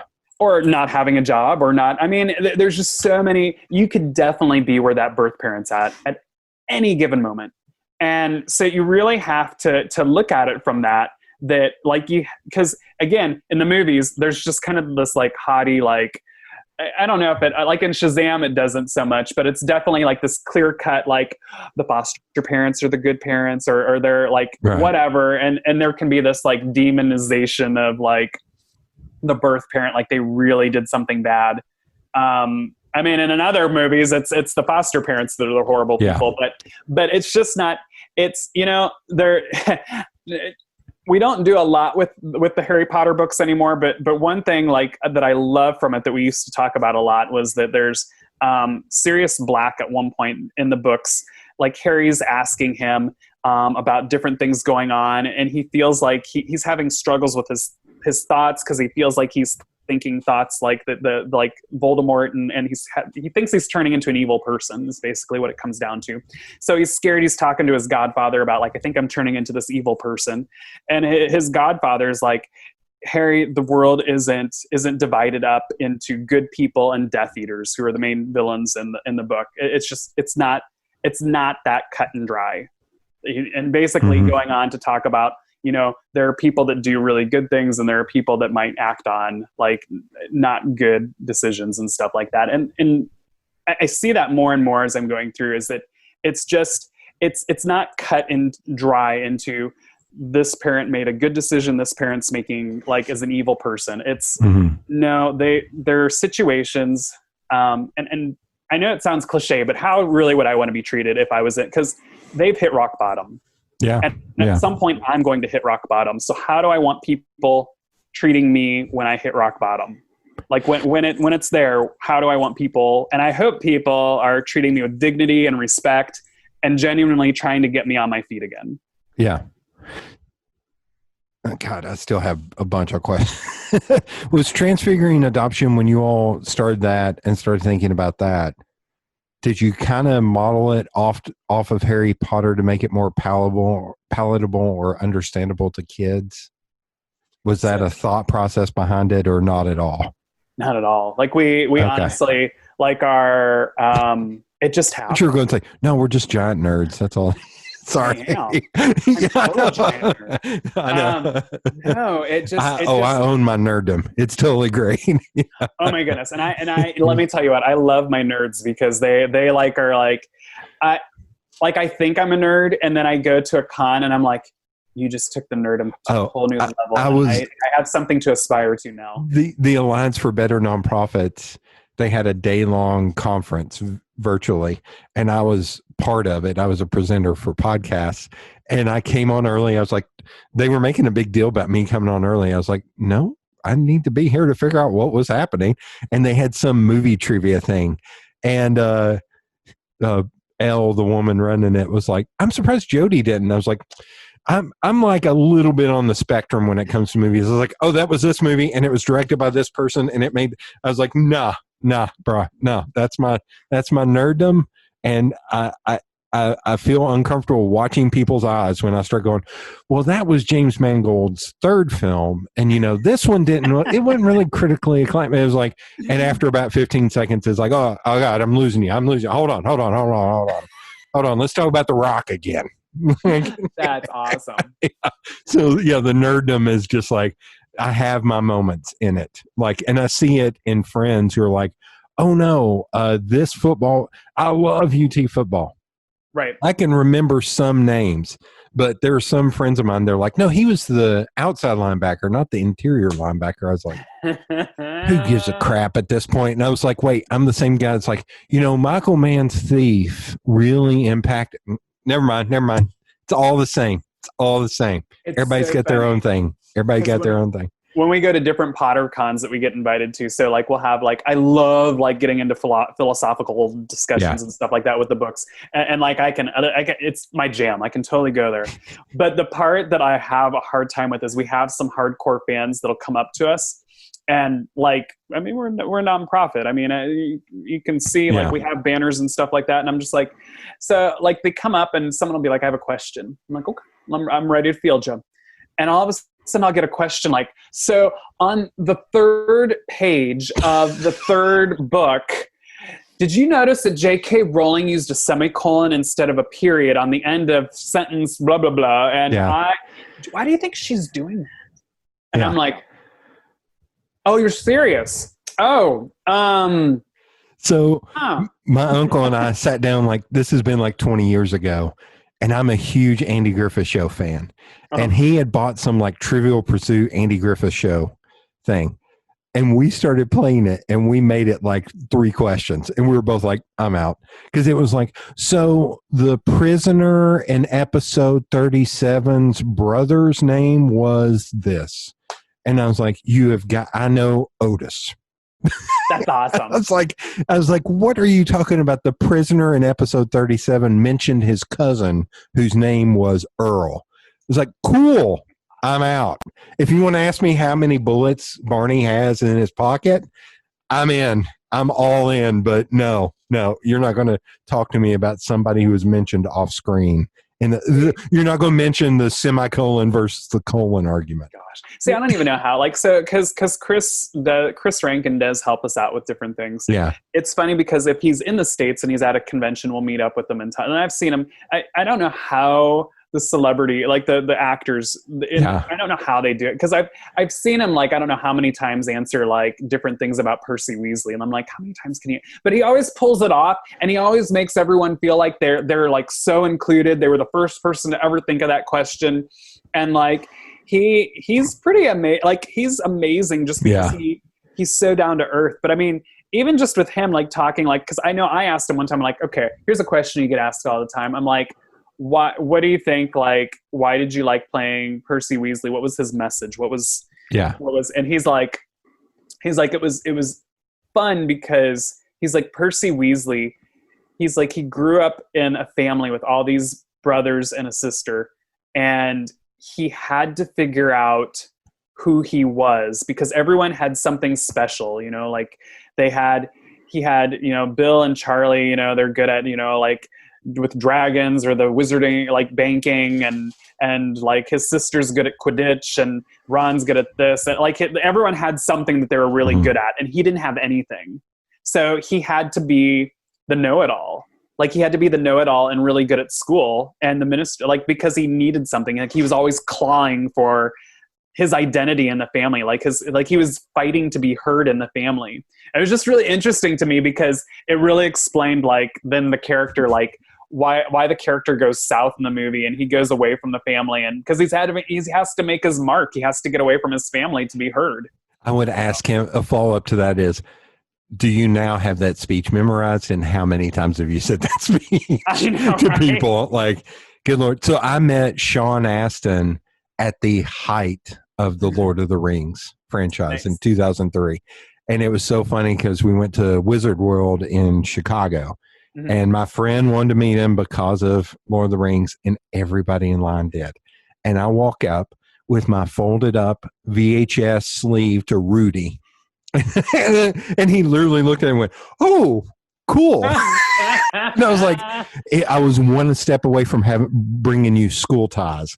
And he was like, "Oh, geez. Oh, okay. And so he signed it, and we shook hands. I almost broke his hand, too, but that's a whole nother story. Because I was shaking his hand. My friend couldn't figure out the camera, and he finally smacked me on the arm and did one of these, "Hey, big guy, I'm going to need this the rest of the day." I was like, "Oh, okay. Sorry." But, yeah, it's so that just came from enjoying the Harry Potter, and that it had tethers to fostering and adoption. It really came from, like, so when we read the first chapter, when we found out that my kids could relate to it, the whole thing started as just a fun family blog. So we started the blog, and then other people were finding that they could connect with it. Potter fans were finding that it helped them to do something with their passion for the fandom, because they're like, oh, so I can like this fandom and I can help foster kids. Okay, I'm game.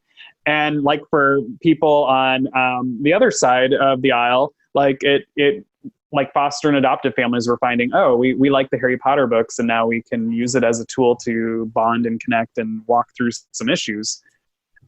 So that's kind of how it started. It was just a fun family blog. It was never so. I actually my wife and I had other ideas for careers that we were pursuing and stuff like that. Like, it wasn't supposed to be anything. It just it happened. Right. All right. Here's an odd question, but this is because I don't know much about adoption and fostering. So I feel like autism or being on the spectrum is either on the rise or being diagnosed more. So does that make it harder for kids to be fostered or adopted? Or is that something that is making are there parents that are kind of focusing in on that as like, you know what, I kind of know how to deal with this. So this is what I don't want to say specialize in, but I know how to deal with this. Yeah, it might. I don't think it's specifically a thing, but you're right. There are, and I don't have any data to support this or anything like that, but Yeah. I often wonder if we're just learning more about Have you autism. listened to this? It's just all grand ideas, Dude, man. oh, Jody, there's going to be this one person that's like, hey, that guy said. Hey, that's fine. That's fine. I'll give him my address. He can come here and complain. Yes. Oh, you can feel this? Oh, man, I could have been saying so much more than so. Oh, trust me, the keyboard warriors on Twitter and Facebook, I'm like, that's cool. Come on over. Come on over. Yeah. I'm not going to, again, I'm going to use the coffee cup. Yeah, come on over. Let's see how that works out for you. I feel like with autism, I feel like we're learning more about it. So we're finding, I feel like it might have existed before. And that's why I say diagnose. It feels like it's diagnosed more now. I don't know if people are feeling like they can, or they can't handle it. Yeah. Yeah.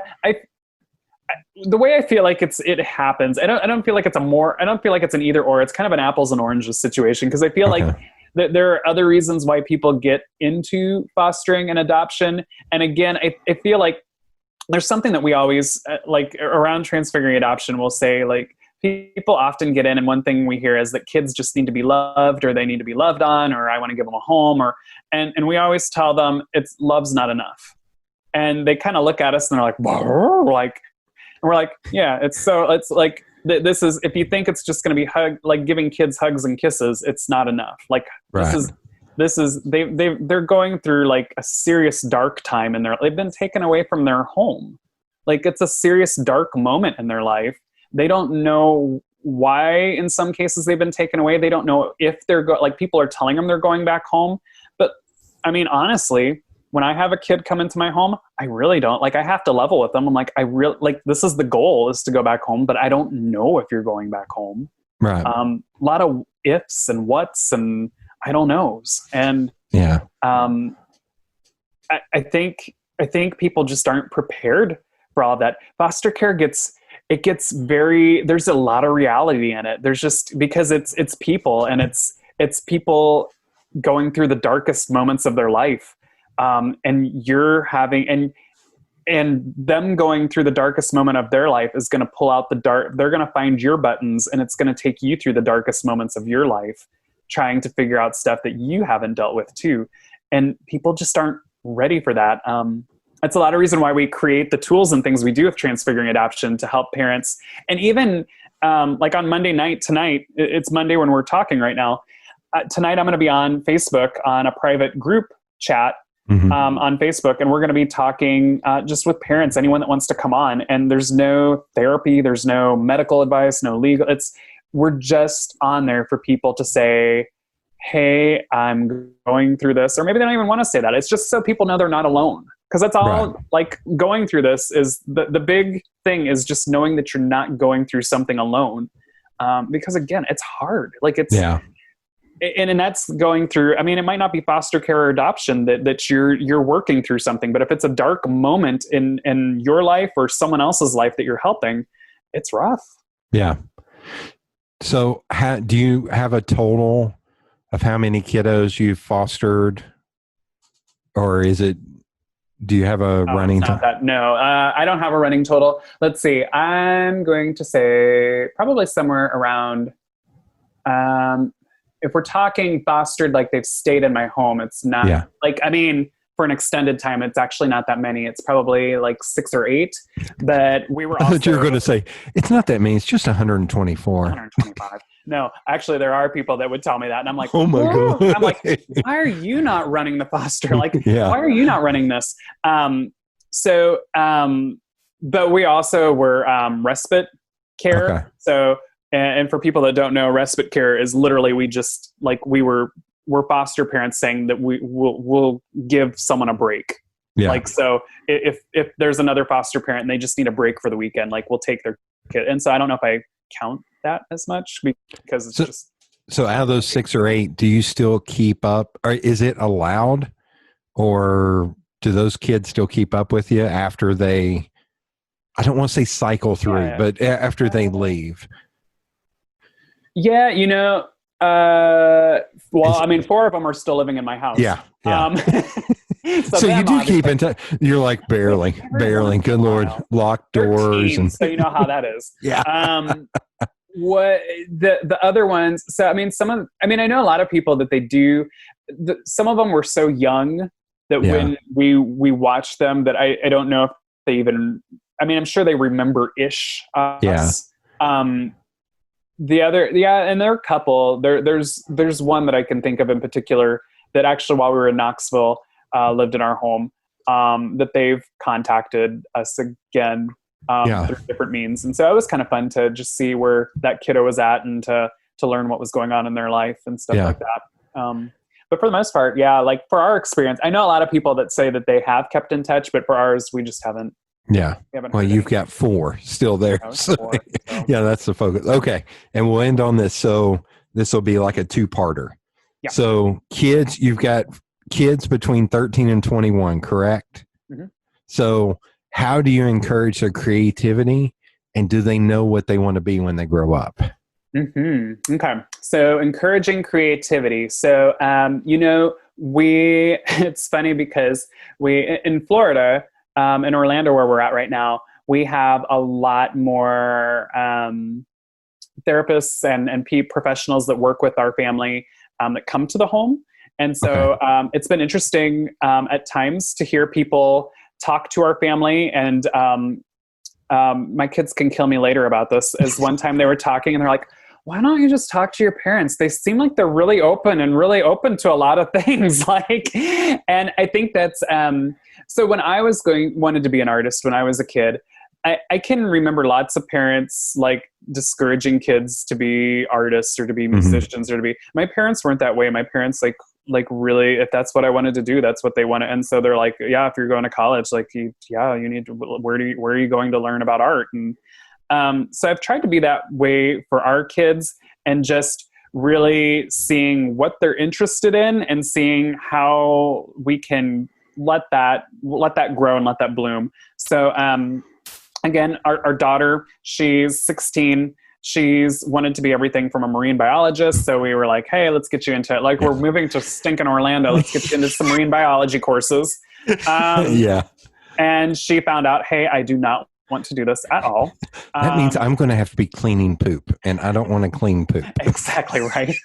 So she moved on though, and she's like, now, like, at one point it was a singer. I don't think we've completely given up on that. And it's just like, we're not discouraging it. We might be saying, hey, why don't you find another job so that you can pay the bills and sing at the same, but we're still encouraging it. To the point where at one point I don't know if it still is actually, it might be a tattoo artist. And we're like, I get the first tattoo. Like, we've already set that up. Yeah. I'm getting the first tattoo. So, I think it's just figuring out where they want to be. It's, for fostering and adopting in general. And this might not, it has to do with your question and it doesn't, but just allowing, reassessing goals has a lot to do with it, because with kiddos that are coming from trauma backgrounds, there might be, like with some of our kids that we have in our home, their college isn't a choice for them, not because they can't, but because it's just not the right time for them right now. Right. They have other things they need to work on. They need to work on healthy relationships. They have some other things they need to work on in life to be healthy adults. And so maybe they'll go back to college later in life, but right now, like our goals, like I'm telling you, as that mindset of, you need to get out of high school and you need to go to college, you need to get it. Yeah. It's changed to, what are you interested in? How can we get you to be an active, successful member of society? And, we have one son that, this isn't his long-term goal, but right now he works at Popeyes and he's Employee of the Year. He's graduated from high school. He gets himself to work. He's on time. He is constantly in there and asking for extra shifts, and he works as hard as he can. So it's amazing. If you would have known this kid, I wouldn't say that he wasn't a lazy kid, but being responsible to be on time and being different things like that, like it's a good thing. He's doing great. He's taking creative criticism well, and so that's good. What was the second part of the question? Do they know? Well, it was encouraging creativity and what they want to be when they grow up. It sounds like he wants to own and run Popeyes, which I don't eat fast food anymore, but I'm 100% with him on that. He loves it there. Yeah. I think eventually he would like to move on, but it might have changed by now because I mean he really is. I mean he's holding down a job and he's loving it, and he has friends, and he's saving to get his own place now. So it's great. So I was talking to about this to a friend of mine the other day about. I always go back to that quote from, because all I do is quote from other things. I can't have an original thought. Is the line from It's a Wonderful Life where his mom tells George Bailey, says, "You were just born older." So I was the only kid, and the next youngest kid in my family is 10 years younger than me. Nice. Like my sister is 11 and a half years younger than me. So all my parents and uncles and grandparents essentially treated me like a little brother. Right. But a great benchmark was when I got to college, I went to a community college, not the university, and a lot of the students there were older. So and I worked at Taco Bell too to put myself through school. So a good thing about him working at Popeyes, he's getting exposed to older people who are treating him like a peer. And I think about that a lot. Like when when you go to college, if you go to UT, you're around a bunch of other 18, 19-year-olds. Mm-hmm. Whereas if you go to community college, there might be a 60-year-old woman who her husband, they got divorced and she's having to go back to school. Like that's what I got exposed to. And it's great. It's fantastic. I think it's fantastic. So him working at Popeyes where he's working around older people, that have so much more life experience, but they're not probably treating him like a kid. Yeah. Like no offense, you're all probably treating him like a kid wanting to grow. But with that, it's like, no, he needs to show up on time. Like it's a lot of that stuff you're mentioning. He needs to show up on time. He needs to work hard. Like that's all we ask. And once you do that, you're no longer a kid. You're a peer. And that's fantastic. It's phenomenal. Our daughter too, she got her first job, and it's been just talking about for her as a 16-year-old for her self-esteem. It's been amazing because she's learning. I mean, it's all the life lessons. Again, it goes back to what priorities are. So as like myself growing up, again, the priorities taught to me were the typical, like, you're going to go to college and you're going to get, so that's what I thought, as a parent, that's what I'm going to, but now like I've changed to, no, there's other things that are more important. And for her to be learning, I've got to get to work on time. Even with like, and I'm not with her or our kids, but like with other kids that we've had, just even, I need to shower. Or I need to like I need to show up. Like, I mean, that's any boy. That's any boy of a certain age. Yeah. Even during COVID, I think right now, right? Like, at the beginning of this, I mentioned I hadn't shaved my head in 6 days. Yeah, I'm not batting 1,000 on that front either. It's been. I mean, there are just so many things to learn, and I think it's been great for her. My our oldest, he has a cognitive disability, so he's going to go to a group home eventually here. He's going to do a work program. He's going to do great. I'm really excited about his opportunities to do that. Again, he's a hard worker, so in his own right, he's going to do great. Our youngest, we'll see. He, let me tell you, he's a history buff. I've never seen a kid in ancient, like, Mesopotamian history. Like, it's like, can you pick like American history or European? Like what, like it's all of a sudden, no. So let me tell you about like, and I'm like, where did you like, and he's Wikipediaing all this stuff and he can tell me about all these ancient civilizations. And I'm like, see, I want to give homework to you now. Does he know about Dan Carlin's hardcore history? Probably. Let me tell you what. You might have to, I don't know if he curses or any of that stuff, but like he did all this, like it's insane. It's a podcast that ends up going on like Audible or Amazon where you can get an episode for like 99 cents. You might listen to one and see what you think, but it's like a 3-hour long, one episode is like 3 hours long, and there'll be like 6 of those, and he'll just talk about what's the guy that we're all related to that I can never remember his name. God, what was his name? The guy who like conquered all of Asia. That the way you say his name is different than what everybody had. It was in Bill and Ted's Excellent Adventure. Is it Genghis? Genghis Khan, where they're now calling him Genghis Khan. I'm like, that's funny. God, that's killing me. But he did like 6 episodes, 3 hours a piece on Genghis Khan. So that might be something that he just like, he'll eat it. Like he doesn't even have to wiki it. He can go to sleep listening to it. Like that would be up his alley. Probably. It so cracks me up too, because like that stuff. And he'll tell me like, and he's like the kid too, that he'll like start telling me facts. Like I'm trying to think of the cartoon, like where they start telling the facts and everyone's just kind of nodding and like, Because after a while it's interesting. And then after a while he just keeps going and you're like, and like, did you listen at all? The other is, and it's one of my favorite TV shows. The episode is called The Marine Biologist, the Seinfeld episode. I don't know how old is she? Is she the 16-year-old? Yeah, she's 16. I don't know if the humor would, but that last like 45 seconds of the Seinfeld where George does the monologue about being the marine biologist is one of the funniest things I've ever seen in my life. But that whole episode is, do you like Seinfeld? Like, do you remember? Seinfeld. Yeah, okay. Yeah. That episode where he fakes, for anybody listening at home on your ham radio, he fakes being a marine biologist to get a woman. And he ends up coming upon a beached whale.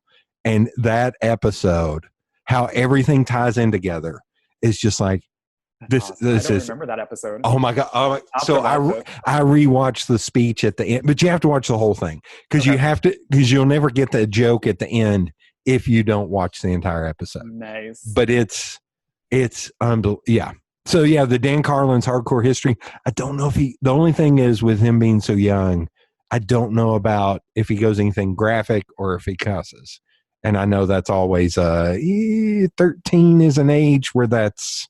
Yeah. Well, what's funny is, and I won't speak. This is where I could get myself into trouble. There are a lot of foster parents that were just kind of like language. I don't worry about the language because our kids usually know the language because it's not even like a teenage thing. It's like usually because kids typically, if you want to stereotype, kids that come from trauma backgrounds were around the language, and so that's what they learn. Yeah. So they're already like at 3 years old, they're already talking it. So we're like, so we don't have to like. They already know it, so like, it's not that we probably need to encourage it, but I always go back to other challenges we have. It's low on the totem pole. I always go back to. Do you know Dr. Bass with the Body Farm? The Body Farm here at UT, like the show CSI was essentially the Body Farm. I had to.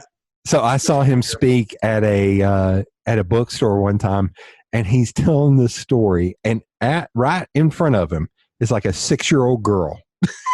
Why her parents brought her to this? It was her dad. Of course, it was her dad. Her mom would have been nah.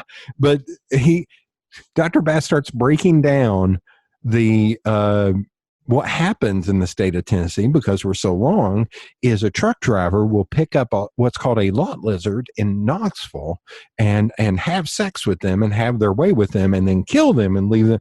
And he's telling this story. And like he was like, and then they pick up the lot lizard, which is the term for a prostitute. And then he was like, wait, is it okay if I say this in front of your daughter? And the dad was like, yeah. And he was like, okay, so he has sex with him and then he kills him. And I'm just like, in the back, I was like, you cannot write comedy that good. I was like, that's insane. I was like, and there's a 6-year-old girl. I was like, Dad, she's like, Dad, you're an idiot. You're an idiot, Dad. No, what would have been better is the conversation later that day when going back home and the daughter's like talking to mom. So what'd you learn about today? Well, learned about what a lot lizard is. Oh, that's mom's like, what's that? Well, they're murdered prostitutes, Mom. Let me teach you, Mom. Yeah.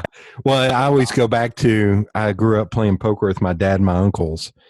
And when I was 8, I started playing with them. And then they started telling me stories of their wayward youth. And every story would end with my dad going, don't tell your mama. I was like, yes, sir. Yes, sir. Don't tell your mama. Going to strip clubs and all this crazy crap. And he told me one story that, now, that is not suitable for the podcast. So I will give a little thing. for anybody who's made it this far in, you're going to get to hear this. So my cousin and I are going to sit down and record a podcast just telling our family stories, and I'm not going to release it because there are stories that I need to tell to remember. Like I've told him, my cousin's 10 years younger than me. I told him a story about one of our uncles, because we have uncles that are family without being blood. Right. And he was like, yeah, Dad and Mom always said he was, kind of, not sketchy, but nervous. And I was like, oh, you know why he was nervous? And he was like, well, didn't he sweep minefields in Vietnam? I was like, and he was a small guy, so he's the guy who had a flashlight and a 45 and would go into tunnels alone. And he was like, oh, okay. He was like, that explains a lot. And I was like, we need to record this because we're going to forget all these stories that are all our family stories. I was like, but I'm never going to release this because there's so many profane and wrong stories that are just, I told one on the last episode about my dad having me almost fight a 60-year-old man because the man wouldn't stop using the N-word. And my dad was like, my son's going to kick your... I was like, I was 6. I was 5 or 6. And he was going to have me fight this guy for using the N-word. I was like, we were also in a bar. That tells you a lot. But anyway, so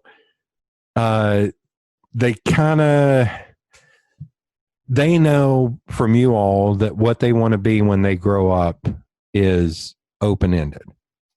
Because you all are not doing a formal. Have they thought about like what you all are doing with the nonprofit? Is that interesting to them at all, or are they too immersed in it at the time?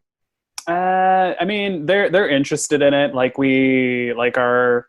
our son will come back. Like we find out like from other people that our kids have been talking to them about the nonprofit, and we don't think that they're like that interested or whatnot. And then we find out they've been doing tons of talking. We just kind of let them do what they want to with it. So if they want to do something, we let them. If they don't want to, like they help start it because of the blog. But I mean, they're kids. They like what they want to do today is not what they want to do tomorrow. Yeah. So we just kind of let them do what they want to do at this point. And honestly, there's kind of with some adult adoptees, there's kind of a stigma too with letting kids share their story too early. They think it's not right until they are of age. So there's some politics involved with everything. And so we kind of try to keep them out of that as much as we can, just because we don't want them to get hurt, because they have... Right. We don't want them to be too public and just get hurt. When they, like my 2 older sons, now that they're, 19 and 21, if they want to do stuff, fine. But our 16 and 13-year-old, we're kind of like, well, you guys, and they get upset with us actually about it, that we keep them because they're like, they want to, and we're like, well, but we just don't want you to get hurt. So. So you're self-publishing the book. I looked on the website. You can order from the website. Is a goal to get it into bookstores or on Amazon? Yeah, it's on Amazon actually right now. Oh, okay. We like it if people go through the website, obviously, because you're a marketer, you're a designer, there's the SEO, there's all that fun stuff from people going through our website. But yeah, they can, the Amazon or our website, people can do that. So if they want to go to the website, the official page for the book is magicalcreatures.com. It's magical creatures without the last .com. That was fun. There's no domain name out there that we could use except for that one. So I'm running into creatures. Yeah, I'm running into that on a project I'm working on, to where I was like, okay, what can we? I was like, because I like getting social media that all lines up. And the idea I had for social is 1 letter too long on Twitter. I was like, God, you're killing me, man. I was like, but if we don't use whatever, then it's all taken. I was like, crap. Okay, we're going to have to figure out a way to do this and make it simple. That influenced us too. Twitter got us there too. The best part was with our Twitter page is it's up and going. Marketer's worst nightmare is not having it all set up. Twitter set up our page, and then since we didn't use it for 2 weeks, we just had it set up. They flagged it as a spam page. Really? And they're not letting, and no one's contacting us, so we can't. People can tag it, but we can't respond to it. So Nice. we're set up on Facebook and Instagram with the book. So it's at Magical Creatures, again without the last E. Yeah. So yeah, it's. I'd love for people to come out to the website and check that out. And if nothing else, there's even a link on there if they don't want the book. There's something on there to donate a book. And, Yeah. and what that does is obviously you donate a book, and we're going to give it to a foster family. Yeah. And we have we're based in Orlando, Florida now, but we still we started in Knoxville, and we still have things that happen. We still have a presence in Knoxville, so there is a good chance that we'll work with a Knox County agency and a family in Knox County. We'll get it. Is it in libraries? Have you looked into libraries or? Mm-mm. No. I mean, it's. I know that's one of those. That's one of those hard. It's only been out for a month, and we had. I mean, that's another reason to get one too now, is because we've only had 1,000 copies printed. So we actually we had to do quite a few fundraisers and stuff like that to get the 1,000 copies printed. So yeah, that's what I was trying to think. I was like, man, and I don't mean this as a slight. I was like, but is this a book for a library, or is this a book? This is a book to buy. This is not really. Does that make sense? Mm-hmm. I don't sound like a dickhead for No, not at all. No, I mean, it's one that you're gonna like. It seriously is one. Well, and it's a book. It has stories in it. Right. I mean, even in the directions that we have at the beginning, it's not a book that you're going to just sit down and read to a kid at bedtime. Right. It's meant to go through it chapter by chapter. So you're going to do one chapter a day. Yeah. Or one chapter a week. So it's not going to be like from a library, you have it for 2 weeks, 3 weeks, however long. Like, you're not going to be able to digest the whole book in that little bit of time. Yeah. So, nope, totally agree. Yeah. Okay. I'm not a complete idiot. Okay. Okay. Absolutely not. That's how we're going to end. I'm not a complete idiot. Well, thanks for being on the podcast. Thanks for coming on. Thanks for doing this. Thank you so much, Jody. It's been fun. I've had a great time.